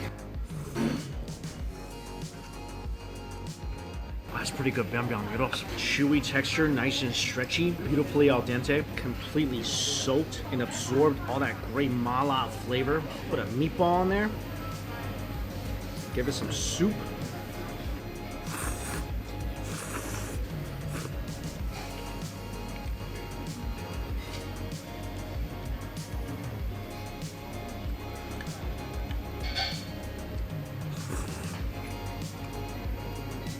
This is a pretty darn good lunch, especially for $6 US. Where do you find a deal like this?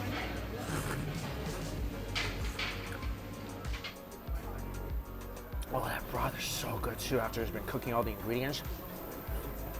Again, this is gonna cost less than a McDonald's extra value meal. Why wouldn't you just eat here every single day if you could? After the noodles, I can feel myself, I'm good. Like, I'm not incredibly overly sneezing my butt off full, but I'm satisfied. Especially if you get the noodles, that's a pretty substantial lunch. And if you're still hungry, drink the broth or get another noodle. I don't think I've ever found hot pot with as good of a value and flavor as this place in my life. I don't know how they pull this off, I really don't. Walking 18 minutes in this heat and going to a hawker center that is not air conditioned. Things I do for food. Here it is, Alexandra Village Food Center. This place, I don't think I've ever been in this hawker center before. Right here, Song Li stewed beef.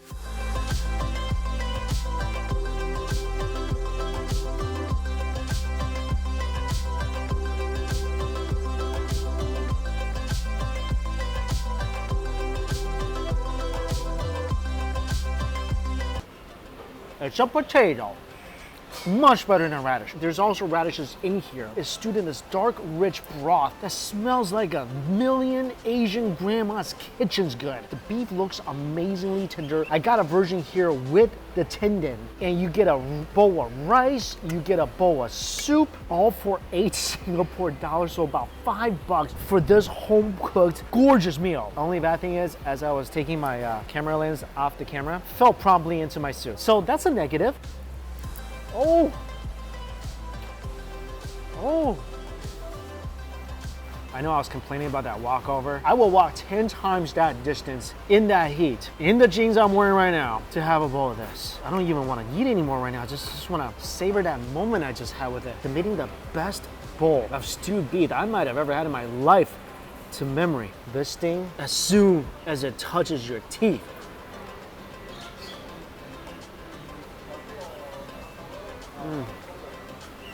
and for the next 10 to 20 seconds, your taste buds are in a hypnotic bliss. Oh my God.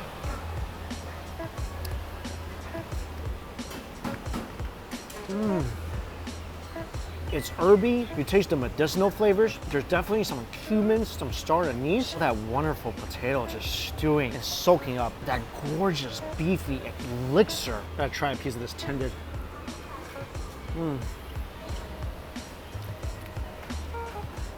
There's never a bad bite. The vegetable is so great because everything is so soft here. So the vegetable provides fantastic, snappy crunch when it's paired with that delightfully soft beef. You dunk it in a hot sauce. It's spicy and sour. Definitely cuts into that rich sauce a bit. I'm even excited to eat a carrot. Yeah, carrots, radishes. As long as it's soaking in this thing, it's gonna be good. And he gives it to you in this fiery pot, which I've never seen before at a hawker center. So it keeps the beef hot and boiling as you're enjoying it with some sauce, some beef, some hot sauce. Yeah, this is one of my most highly recommended places in Singapore. There's also a little vinegary flavor here as well, but for 8 Singapore dollars, this is such a good deal.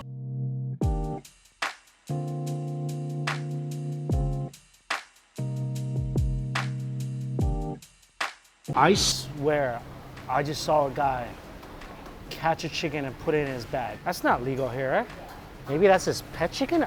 I'm not sure what just happened. I mean, it happened kind of quick. He was just there. I hear the chicken just kind of going crazy a little bit. Then he just put it in his jacket and walked away. He's an agent for Colonel Sanders? Is it Lieutenant Sanders? I don't know. Anyway, like I said, I've been wanting to try bak kut teh for a while, and I was just walking by one that had the best of Singapore sign on there, which is a great indication of how good a hawker stall is. It's so heartbreaking to see the uncle working in there. He obviously suffering from back problems and just in this like crazy heat working his stall. This is also why I really appreciate the hawker culture here in Singapore. It really is a culture, and I said this many times in my videos. Come to Singapore and try it out before it disappears, because it's not, a lot of it is not getting passed down. Most young people don't want to be in a hot stall sweating over a wok all day or a stove all day. And this is really a taste of Singapore, really a taste of traditional culture here. And that's one of the reasons why I love this country so much.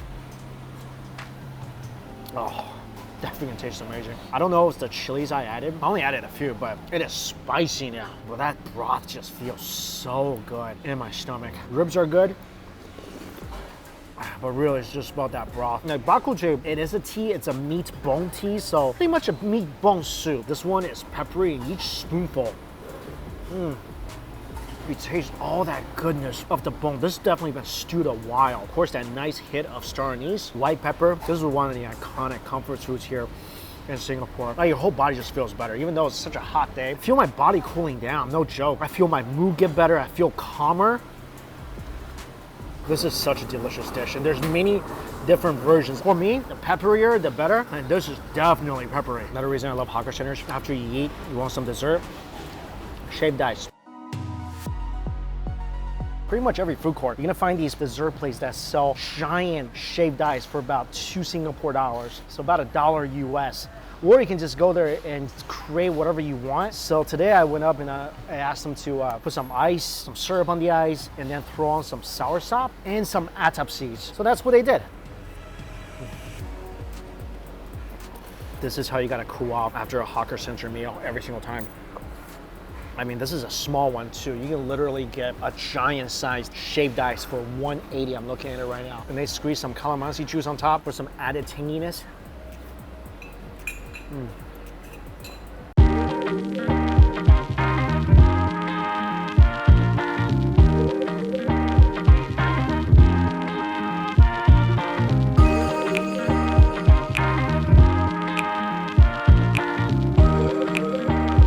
There's the lor mee I think I've been smelling.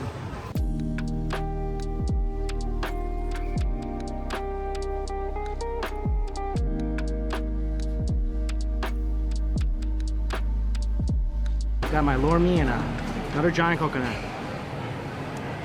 There's so much juice in these. Now for the thing I've been craving for all day. This is a very thick bowl. And the noodles will cost you $4 Singapore. Fish cake inside, little bits of meat, I think. I just put some extra vinegar in here, garlic, chilies. Look at that. And the aroma of this just travels throughout the entire food center. I miss this. This is my first bowl of lor mee after coming back to Singapore.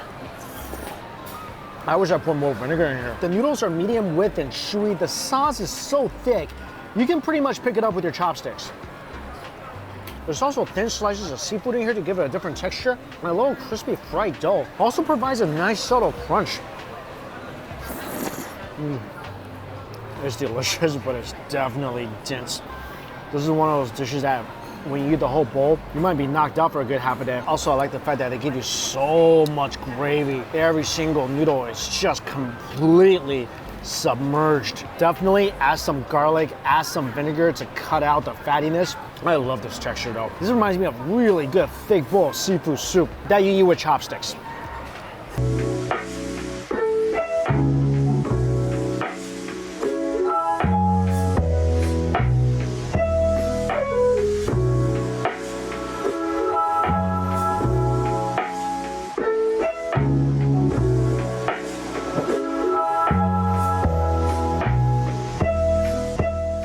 I'm so excited for this. There's such a long line at this shrimp meat place. About second in line to this fresh batch, just cooked it. And inside there's squid, there's fish cake, there's prawns, scrambled eggs, 2 types of noodles. And he cut all the noodles so much that you can now eat this with a spoon. I forgot how good shrimp meat is. Just got hit by that awesome prawn flavor. About 4 chews into that bite. Oh, it's so good. The flavor really hits you in waves. First, you get that nice chewy texture from the noodles, then that amazing wok hei, and all of a sudden, the taste of prawn just fills your mouth. The eggs, the noodles, to absorb all that great flavor of the gravy, and the gravy is so rich with such a sharp umami bite. I remember the first time having shrimp meat in Singapore. I thought it was one of the best things I've ever had in my life. Now I am reminded of all that right now. Gravy has a rich, buttery flavor to it as well. Definitely recommend eating this with a lot of the hot sauce to kind of cut through the richness a little bit. So every bite you get is just as refreshing for your taste buds. Also, this giant plate. 5 Singapore dollars, so about $4, giant plate of noodles. You definitely taste all the hard work and dedication that goes into every single plate. This really is about as good as it gets. One of my favorite things today. And what's kind of good about waiting in line is by the time you eat, wait in line, get your food, you're hungry again.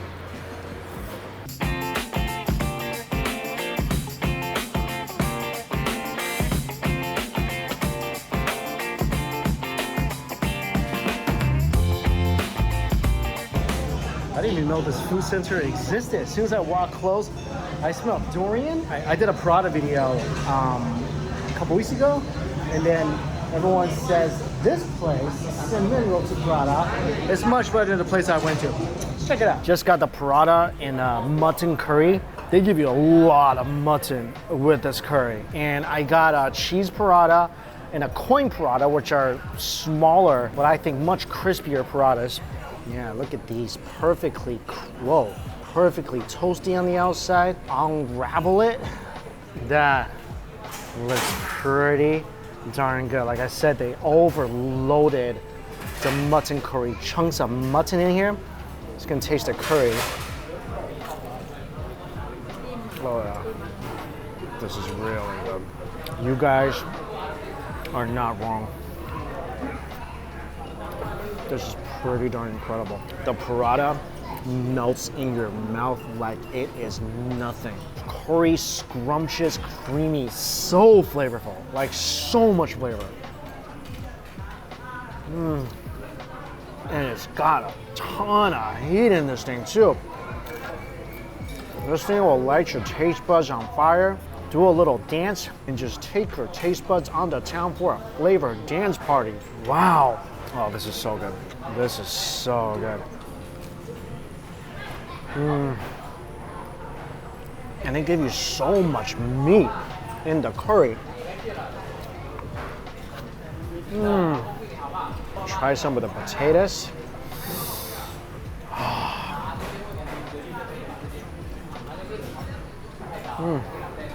This is definitely one of the best Prada places I've been to in Singapore.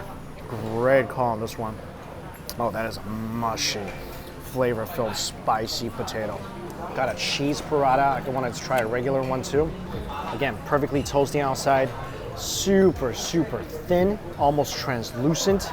Take that, dunk it in. Less toasty than the coin Prada, but a much more pillowy chew after that initial subtle crunch on the outside. I love this place. And the people working here are so nice as well. Though this is a great meal to end the day with.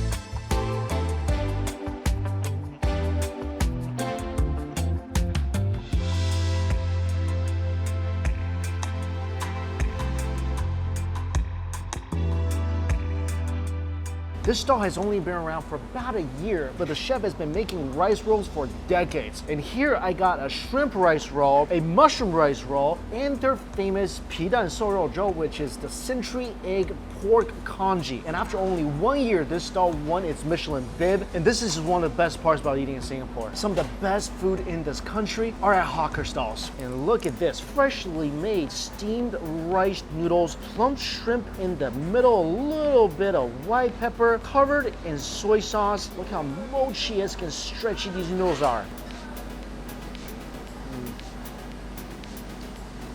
Oh my gosh, this is so good. These are some of the best rice noodles I've had in Singapore. The mouthfeel is ridiculous. Added some hot oil in my soy sauce. These rice rolls melt in your mouth. The texture is so velvety and smooth. The shrimp inside provides that beautiful, plump, natural sweetness. This whole thing, so tender. What makes this taste even better? It just started to rain. It just adds to the whole cozy eating factor of Singapore. Sitting at a hawker center and eating Michelin rice noodles that cost about $3. And that soy sauce adds a layer of umami to this as well. Gotta try this. I got a mushroom one as well. Love their hot oil too. Mushroom one is delicious. Same great texture from the rice noodles. Inside, earthy, slightly sweet mushroom with a bit of carrots as well. Also, the culprit in the stall, sweetest people ever. Next up, had to get some of their pita and sourdough, century egg, pork congee. Added some chili in here as well. And this is a really big bowl of congee for $3 Singapore, so about $2.45 US. You get a hefty bowl of congee. Scratch that. You get a hefty bowl of delicious, delicious congee. I never even used to like this congee, but after having it at some really good places, including this one, delicious century egg inside. If you never had a century egg, it is an acquired taste, but once you acquire it, you never want to let that go. I think there's also some liver in here. That's what's making this really different. In addition to the lean pork, it has a whole layer of umami-ness. I love a little organ flavor, just a tiny bit. That's what really sets this congee apart. Sells out every single day at the stall. This is some local breakfast at its finest. Must try. So back at Chinatown again at night, all these stalls are open. A lot of these places are Sichuan, Hapa, Mala places. Let's pick up a few buns.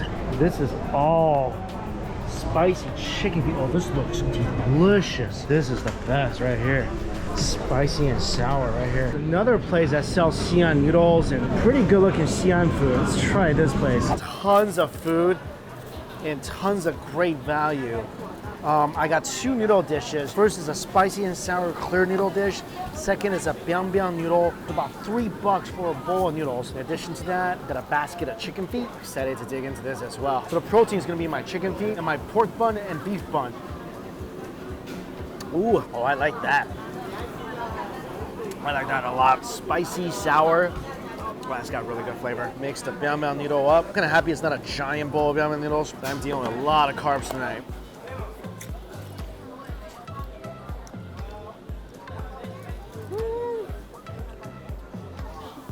Super bouncy with crunchy vegetables. We taste that fried oil that makes this dish so fragrant. It's vinegary, it's spicy.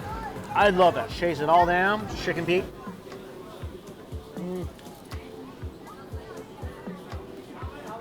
Wow.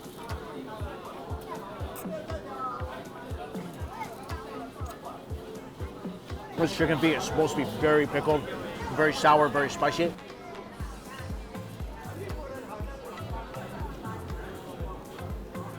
It's definitely all those things.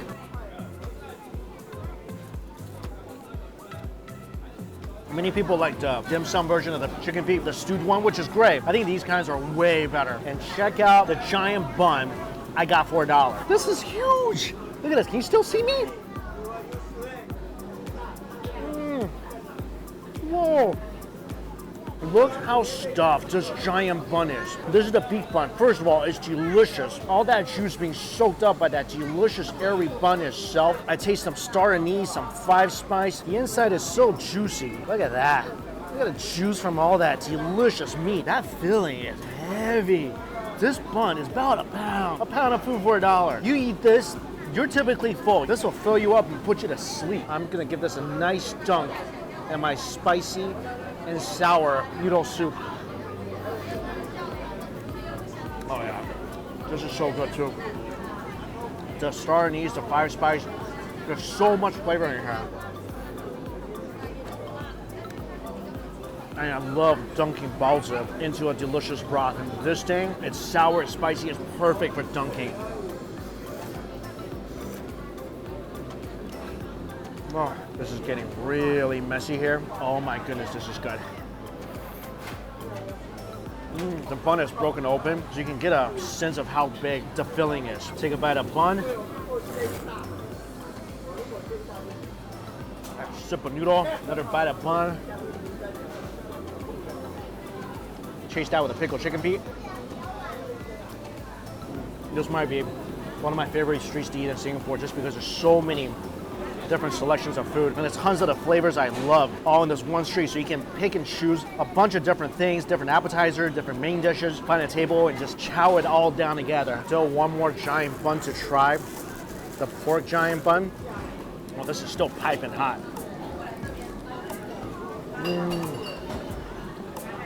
Pork and celery. Pork buns are usually better because this pork is juicier, and this is good, but wow. And this is good because celery pork buns are always amazing, but the value of that beef bun is extraordinary. The filling is so heavy. I'm gonna dunk the pork one in the spicy broth as well. Yeah, this is delicious. Well, I'm definitely coming back for that beef bun. $1, and the filling is basically as big as the bun itself. And the bam bam noodles go so well with the chicken feet.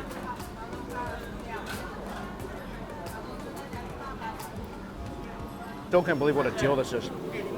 About $3 US. And on a typical night, a bowl of this, one giant beef bun, you're good to go.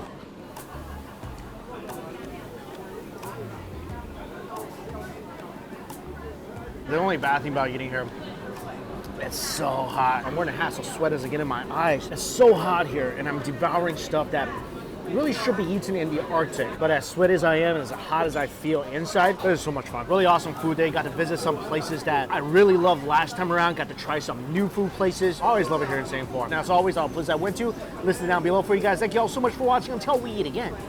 See you later.